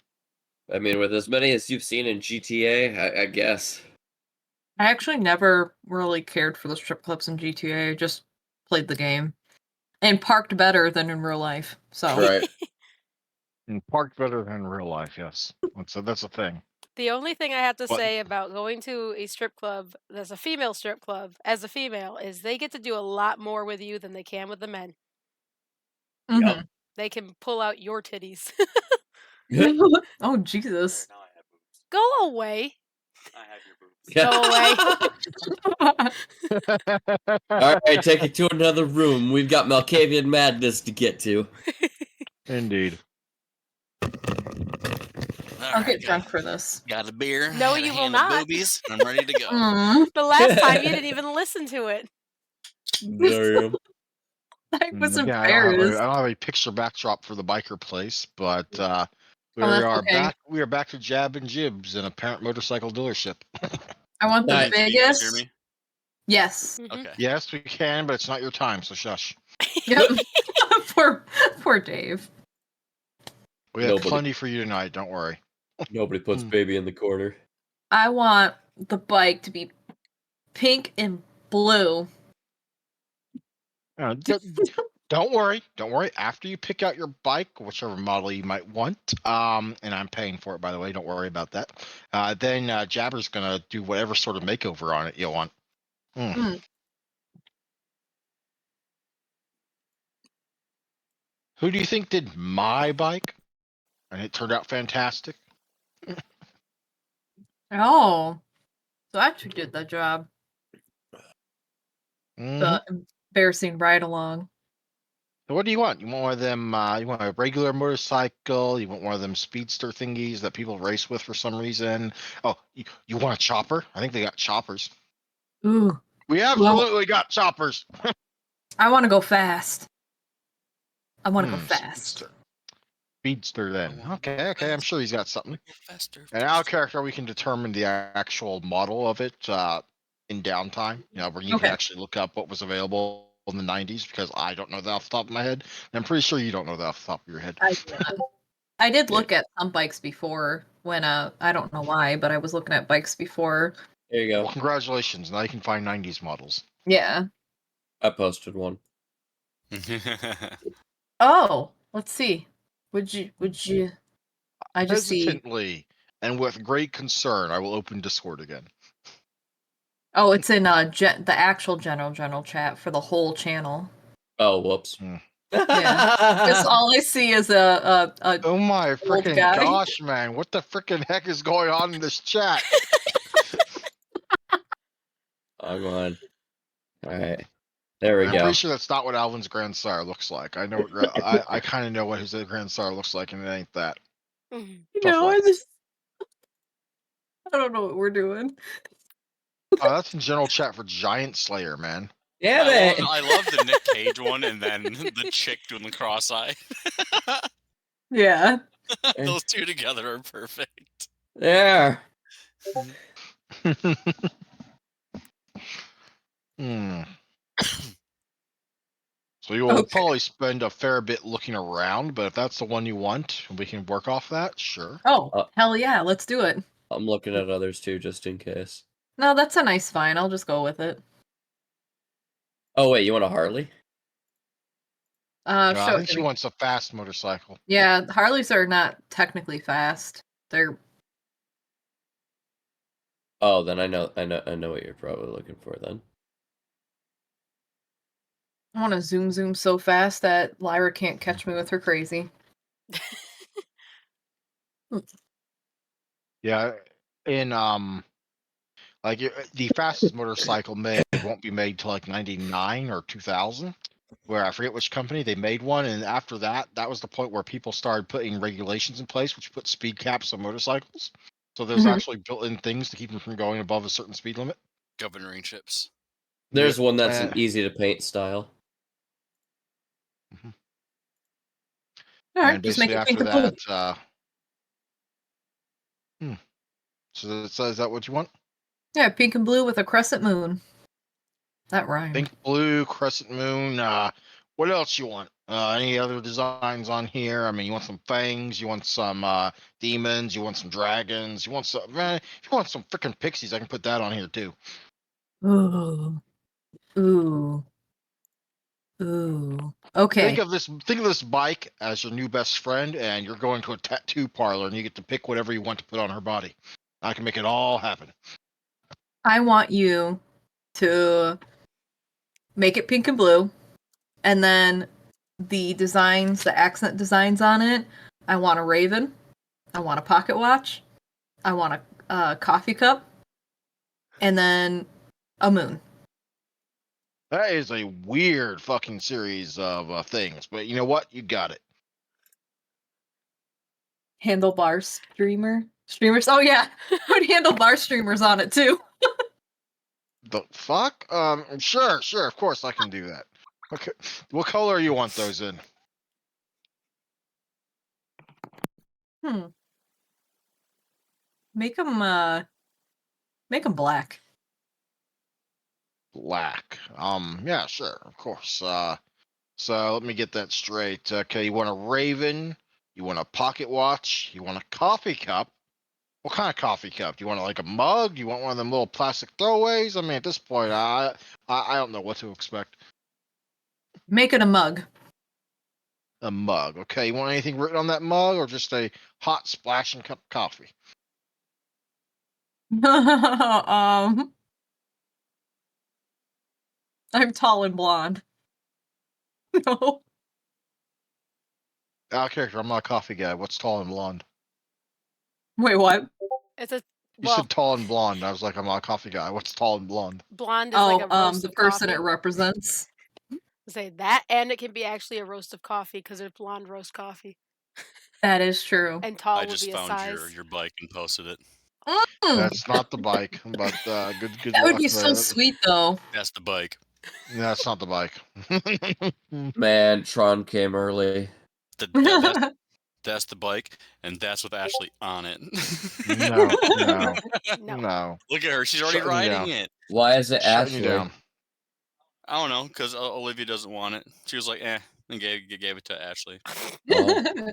But no, seriously, all of the stuff that she said and Okay, make sure to write that down in the Madness Network so I can remember that. Okay. Because that's important. Hmm.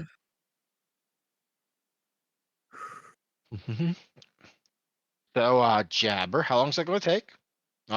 Shoot, like just I can probably get this done tomorrow by tomorrow night. Just swing by and pick it up sometime tomorrow.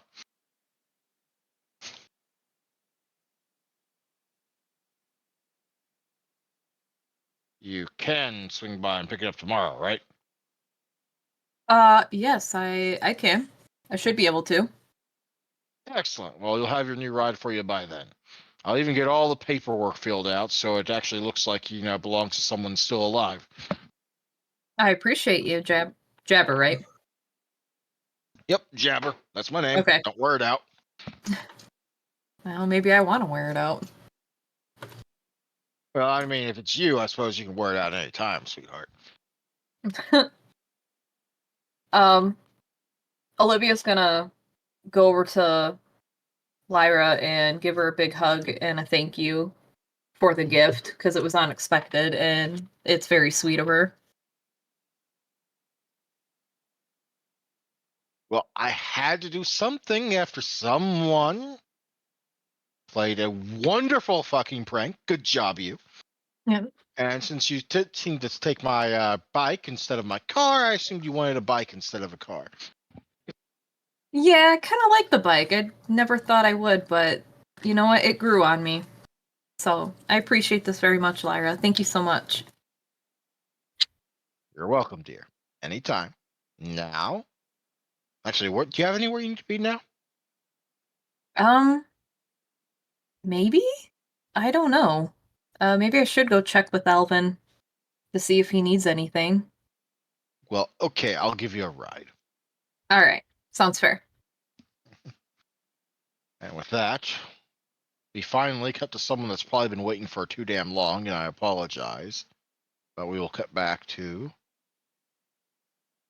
Pius. Yay! Sorry, Time Pius. for I the made you horrors. wait. I made you wait way too long. I apologize. It's But okay. shit happened. And I rambled. I was rambling a lot. That's a thing. For some reason, the sewers music is not auto playing. I'll need to manually trigger it and fix it later.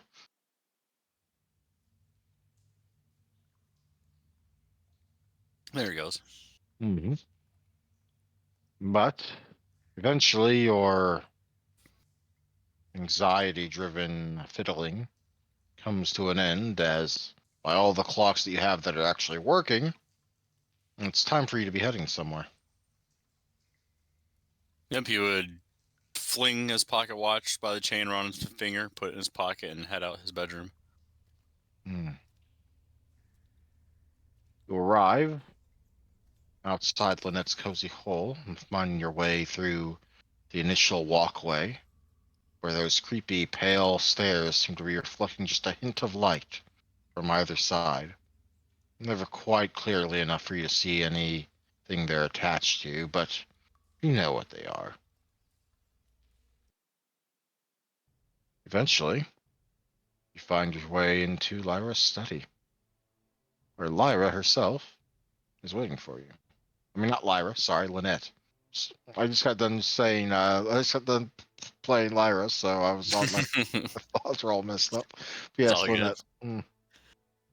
Lynette, my dear, how are you? Pious, you came. I Of wasn't course. entirely sure you would.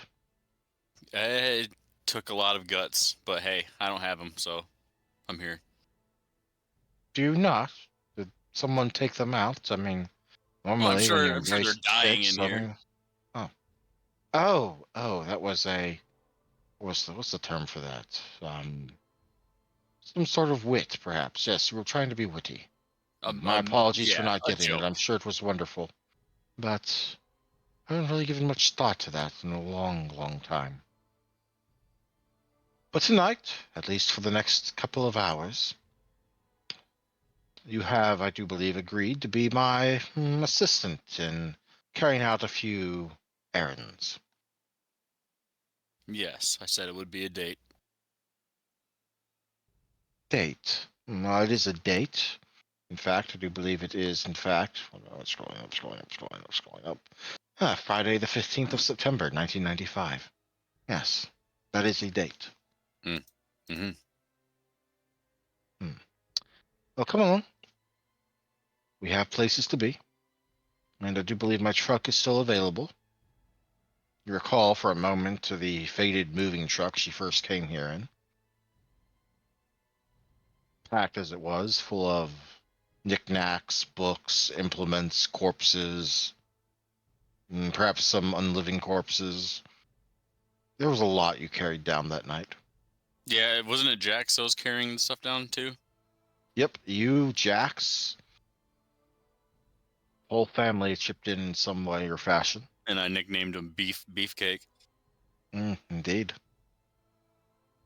You find said van up and waiting for you in a small one-vehicle garage planted somewhere inside an alleyway above the Warrens. There's other such little cubby holes, places where the clan stores things, or their allies, in this case.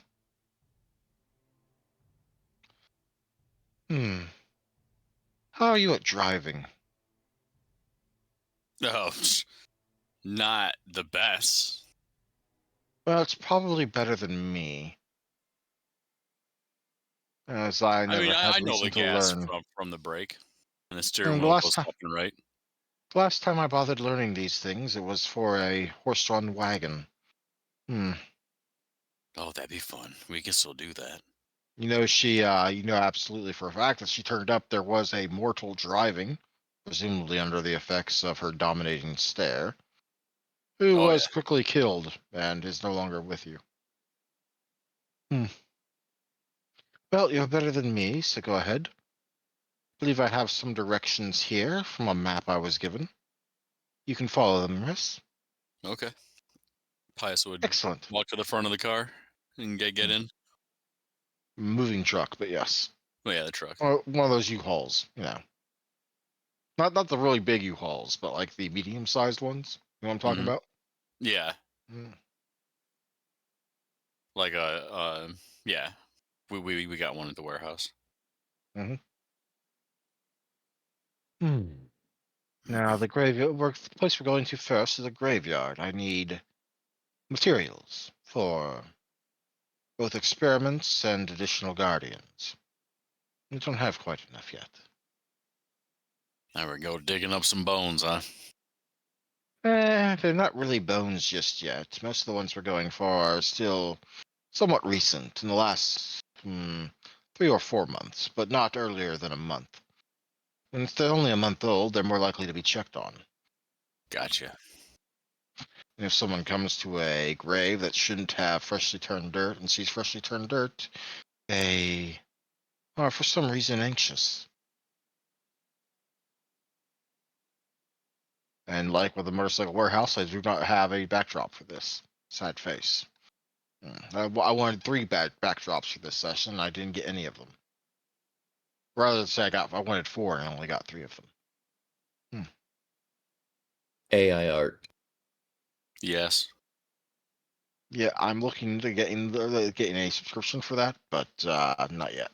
I use for free ones, so I got the bike and that clock that I sent you and stuff. Okay, well, send me links in Discord later. Okay. That would be nice.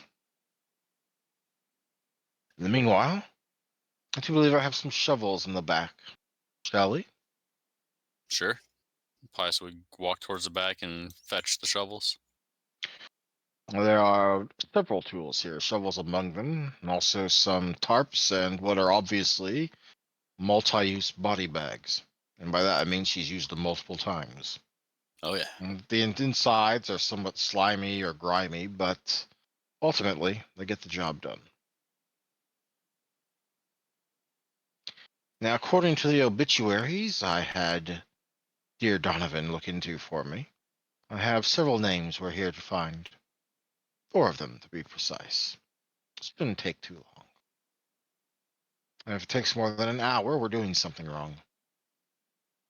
You are... I believe the term they would normally use is godsend, but I haven't believed in God since...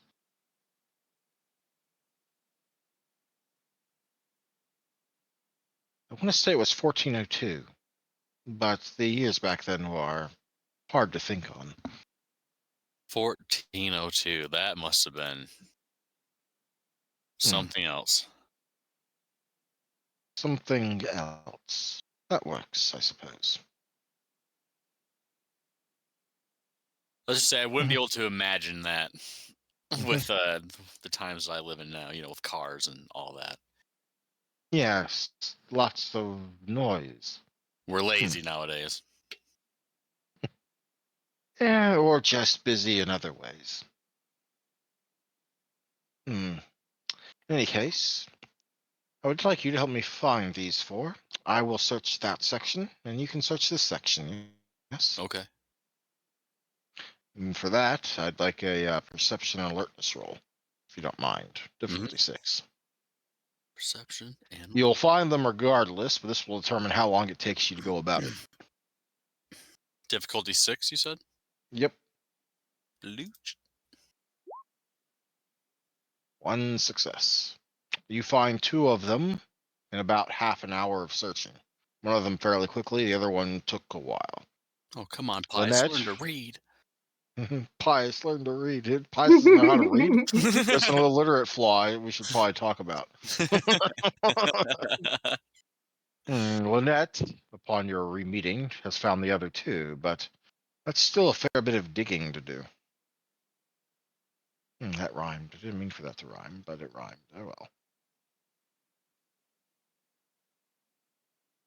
And now the more boring part begins, yes? Unearthing the corpses. And I won't make you roll for this, because you have at least a dot of potence, and I imagine you'll get it done eventually. This is more a grudging work you're not familiar with. Okay. Digging through 6 feet of dirt to pull up a coffin, or bust it open and then pull out the body. One of the 2. Is any part Pies of will this... start shoveling then. How does Pius feel about this, digging up bodies?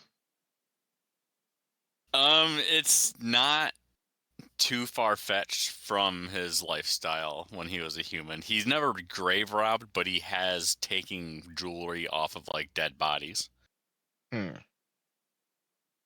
Like someone gets shot, and he sees the opportunity to run and snag, a wallet. Or he finds like a homeless person that is, passed away, so he snags their wallet or shoes or something. He's familiar with dead bodies.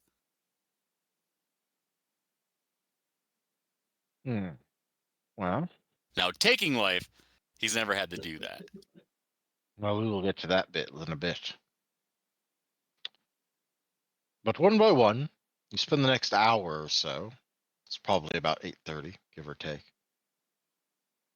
pulling one body after another into the prepared body bags, and then, well, doing your best to shove the dirt back in the hole, which is significantly easier than digging it up, even with your newfound vampiric potence. Mm-hmm. Carrying them one by one, or perhaps two by two, back to the van. The endeavor was altogether much less painful than you were perhaps anticipating. However, any relief or joy at that is cut short by Lynette's next words. Well, that part's done. On with the next bit. That is to say, I do need to restock my pantry, as I believe they call it. Back in the day, it was cellar. You kept your food in the cellar. Hey, Pius is just like, oh God, what's gonna happen next? Well, in place of a backdrop I wanted, we'll use this one just fine, I think.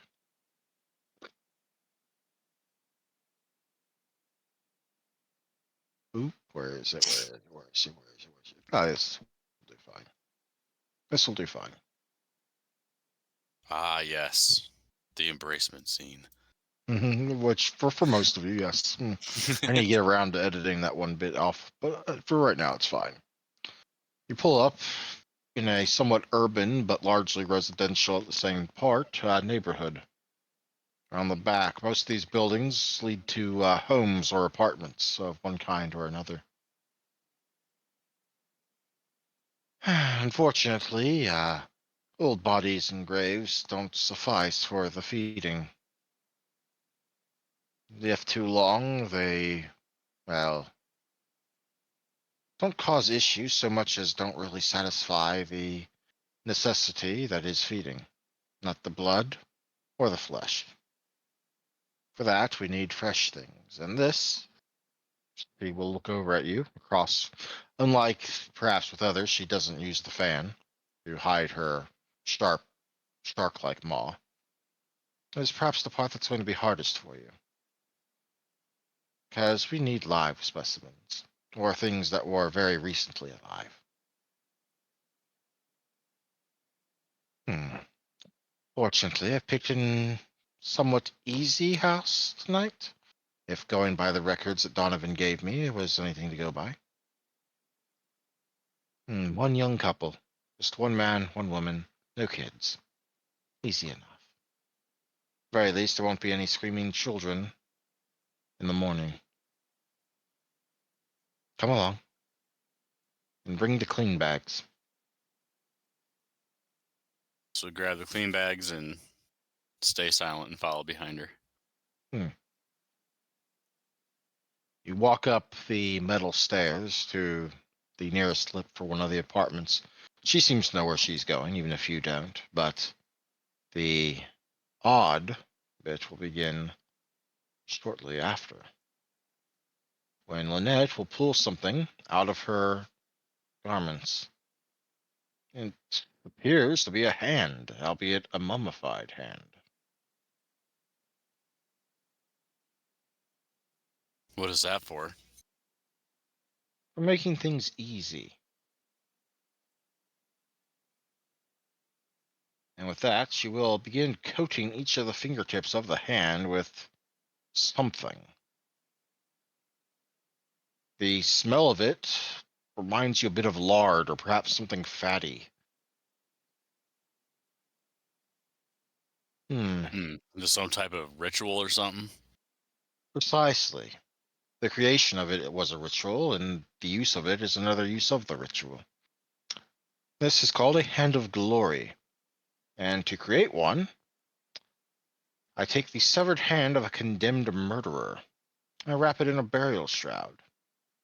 You must draw it tight to squeeze out any remaining bit of blood. You can't have that. No, no, no.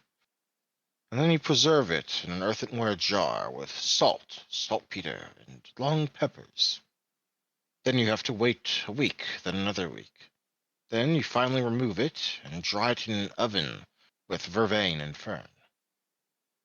At the end of this, if you're successful, you have a hand of glory. If you use it, well, I coat the fingertips with a substance I make that's derived from the fat of a hanged man, which is more and more difficult to find these days. People don't generally lynch people for their death sentences anymore. So sometimes I have to provide my own, but thankfully we don't have to do that right now. I have enough currently to last for several months. Next, and Lynette will take out a she have a lighter. No, she wouldn't have a lighter.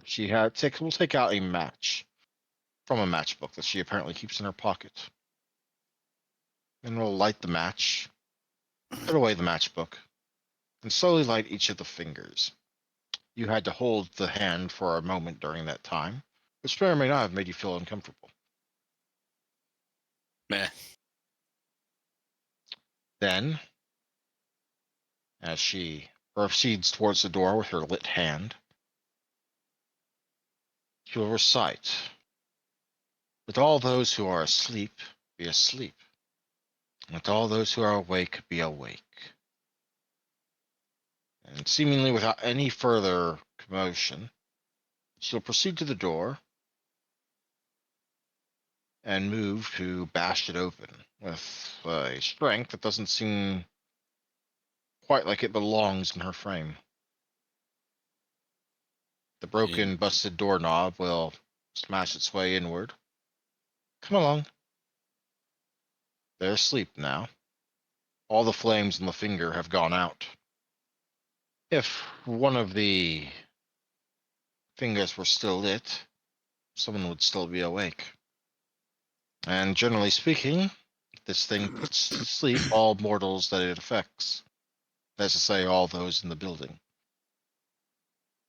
Mm-hmm. If someone was awake, they would almost certainly not be immortal. A very useful thing, especially for me. You find yourself creeping through a home that's not yours, but perhaps Pius has done something similar to this before. Has Pius ever broken and entered into a home at night? Well, I'm sure he's had to a few times. Or at least broken into rooms of an orphanage he was told not to go into when he was curious as to why he couldn't. Perhaps the same feeling grips you now, but it's darkened, stained by something you haven't yet done, but will likely do or at least watch. Very uneasy feeling for sure. Hmm. One of Make those your things way. that you're sure you couldn't shrug off no matter how many times you do it. Mm-hmm. You make your way inner, deeper, to the bedroom. Well, not the bedroom, actually. It's only 8 o'clock at night. To the living room. There's something playing on the TV, and a presumed couple are sitting together on the couch, both their heads conked to one side, fast asleep. Well, do you want to do the honors, or should I? What do I gotta do? Well, usually I find snapping their necks is the most effective course of action.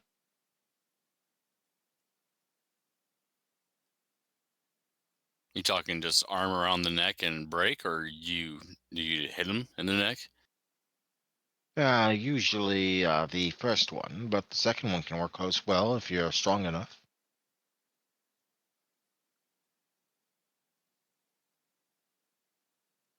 Pius will pull out his watch, listen closely to the ticking, and then twirl around his finger again, put it back in his pocket, and walk up to one of the people and snap the neck. You're actually doing it. Okay. Wow. What's your strength?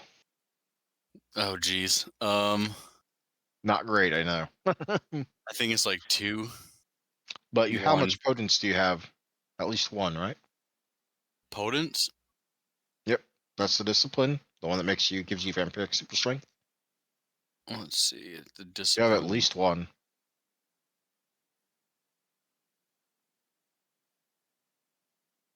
I'm listing your sheet, switching to the primary page where things are on.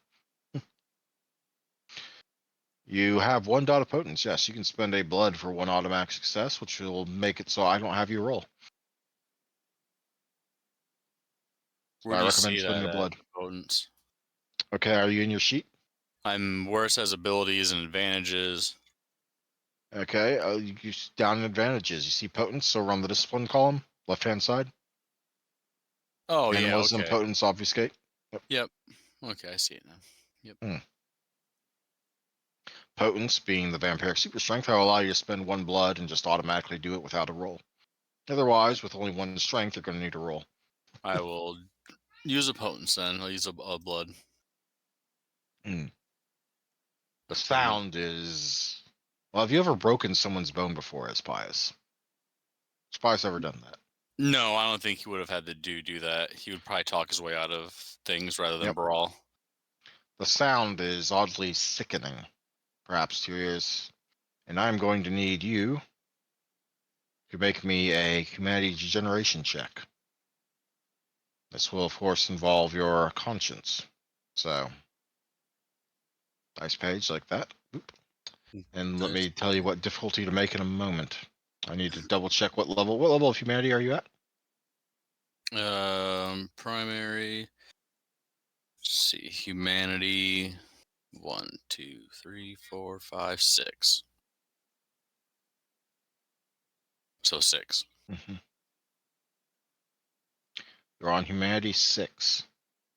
Base difficulty for a humanity degeneration check is 8 with the conscience roll. However, if it is far enough below your current level, which is 6, and this is, let me see here. Let's be manslaughter, planned violation, outright murder. Either way, it would be either a 4 or 3, so that would be difficulty 10 either way. If you get even 1 success, you will not lose any humanity. But, and I do not allow, this will not allow willpower on this roll. This is an actual roll I don't think they allow willpower on anyway, but even so, no willpower. So, conscience roll, difficulty 10. You can find that in your dice pool at the very top, right under Send Rolls to Public, Conscience. There it is. Just set that to 10, and you did not set that to 10. You set it to 6. Oh, I'm sorry. That's fine. I will let you reroll if you want, but it probably won't matter. Yeah, I'll be fair and re-roll it at 10. Mhm. Oh my god. Oh, that is not just a failure. That is a botch, good sir. Yes. I need to check this. One moment. I need to actually double back and check this. I fall deeper into the rabbit hole, and soon I realize the bosoms. Indeed. Yeah. So roll if you want. Also roll the character. Okay. Well, this is you have botched this roll. So not only do you lose a point of humanity, so go ahead and knock your humanity down to 5. Yep. I see you've already done that. Good. You also lose a point of conscience. So your conscience is now 1. Where is my conscience at? Under virtues, next to backgrounds, next to disciplines and advantages. So scroll up. Backgrounds. No. I meant on the main page, primary page. Oop. Oh. So yeah, it's under abilities, and above it, and in advantages. Conscience, self-control, courage.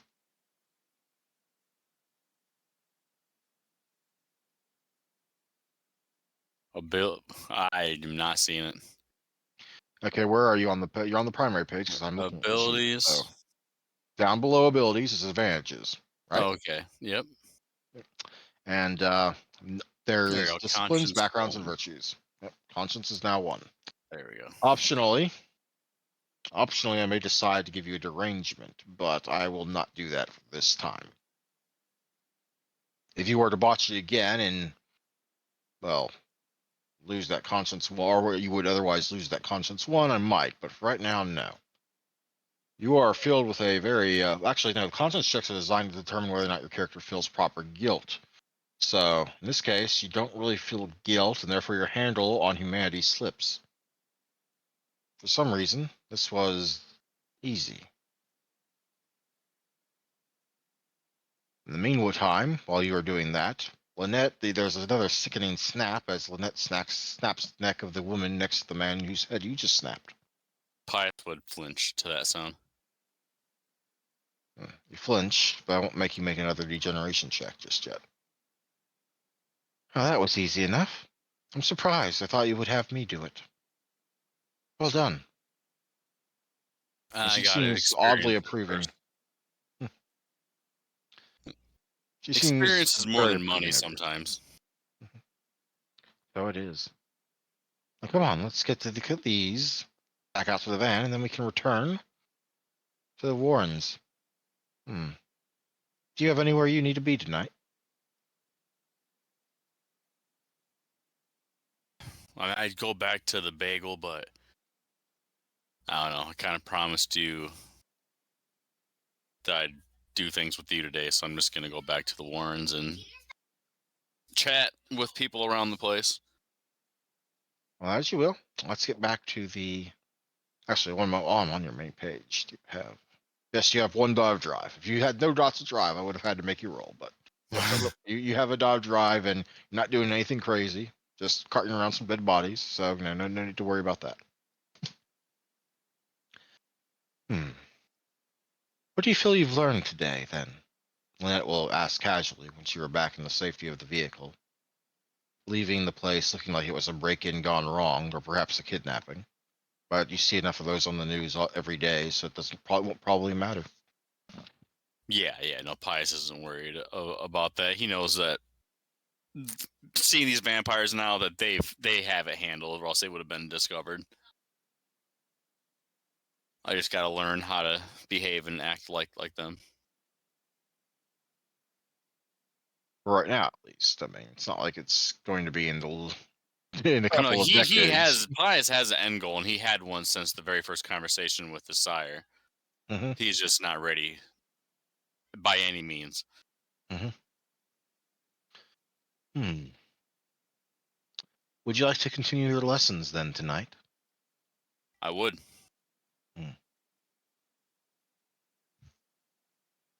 In that case, I will assume that you're going to work further on your necromancy dodge. And we will cut over to where people are going to presumably start merging. Or at least two people are going to be merging, because I believe Ashley is with her sire watching him presumably remove bullets from someone. So back to the bagel, where a meeting has wrapped up, and just as things are starting to unwind, a very brightly colored motorcycle will be pulling up outside.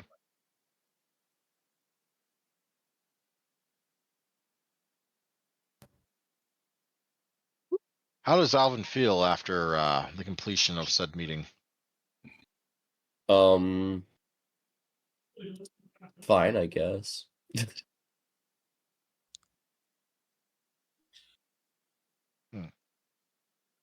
Well, regardless of your feelings, about right now is when Olivia arrives outside the front door, perhaps probably ecstatic about her new bike, even though she's not riding it yet. What does Olivia do? Steph, you there? Steph?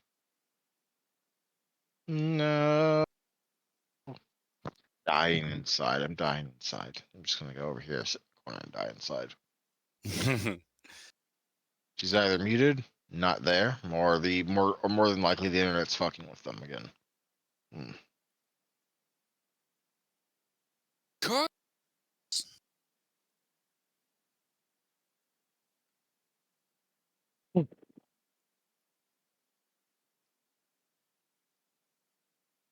Well, on other topics, I'm excited about going up there in the summer. I mean, do we have any plans going on for that?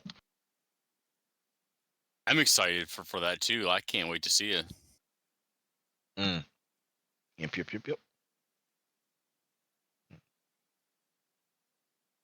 I feel like the wedding's going to be very fun. Speaking of which, I don't suppose you'll have like a couch I can sleep on or anything, or should I go ahead and plan for a motel? Oh, we got space. I think with Daniel being at Nick's house, they might not have the room, but we definitely have. Well, we have a whole basement that has a bathroom and all that. For furnished TV, it has my computer. How long do you think How long do you think we're going to make the event here? I mean, obviously the wedding's one night, but y'all plan on doing like the bachelor party a night or two before, or you plan on doing that like way before, so I shouldn't be worried about it? I'm not sure yet. Nick hasn't really talked about that part yet.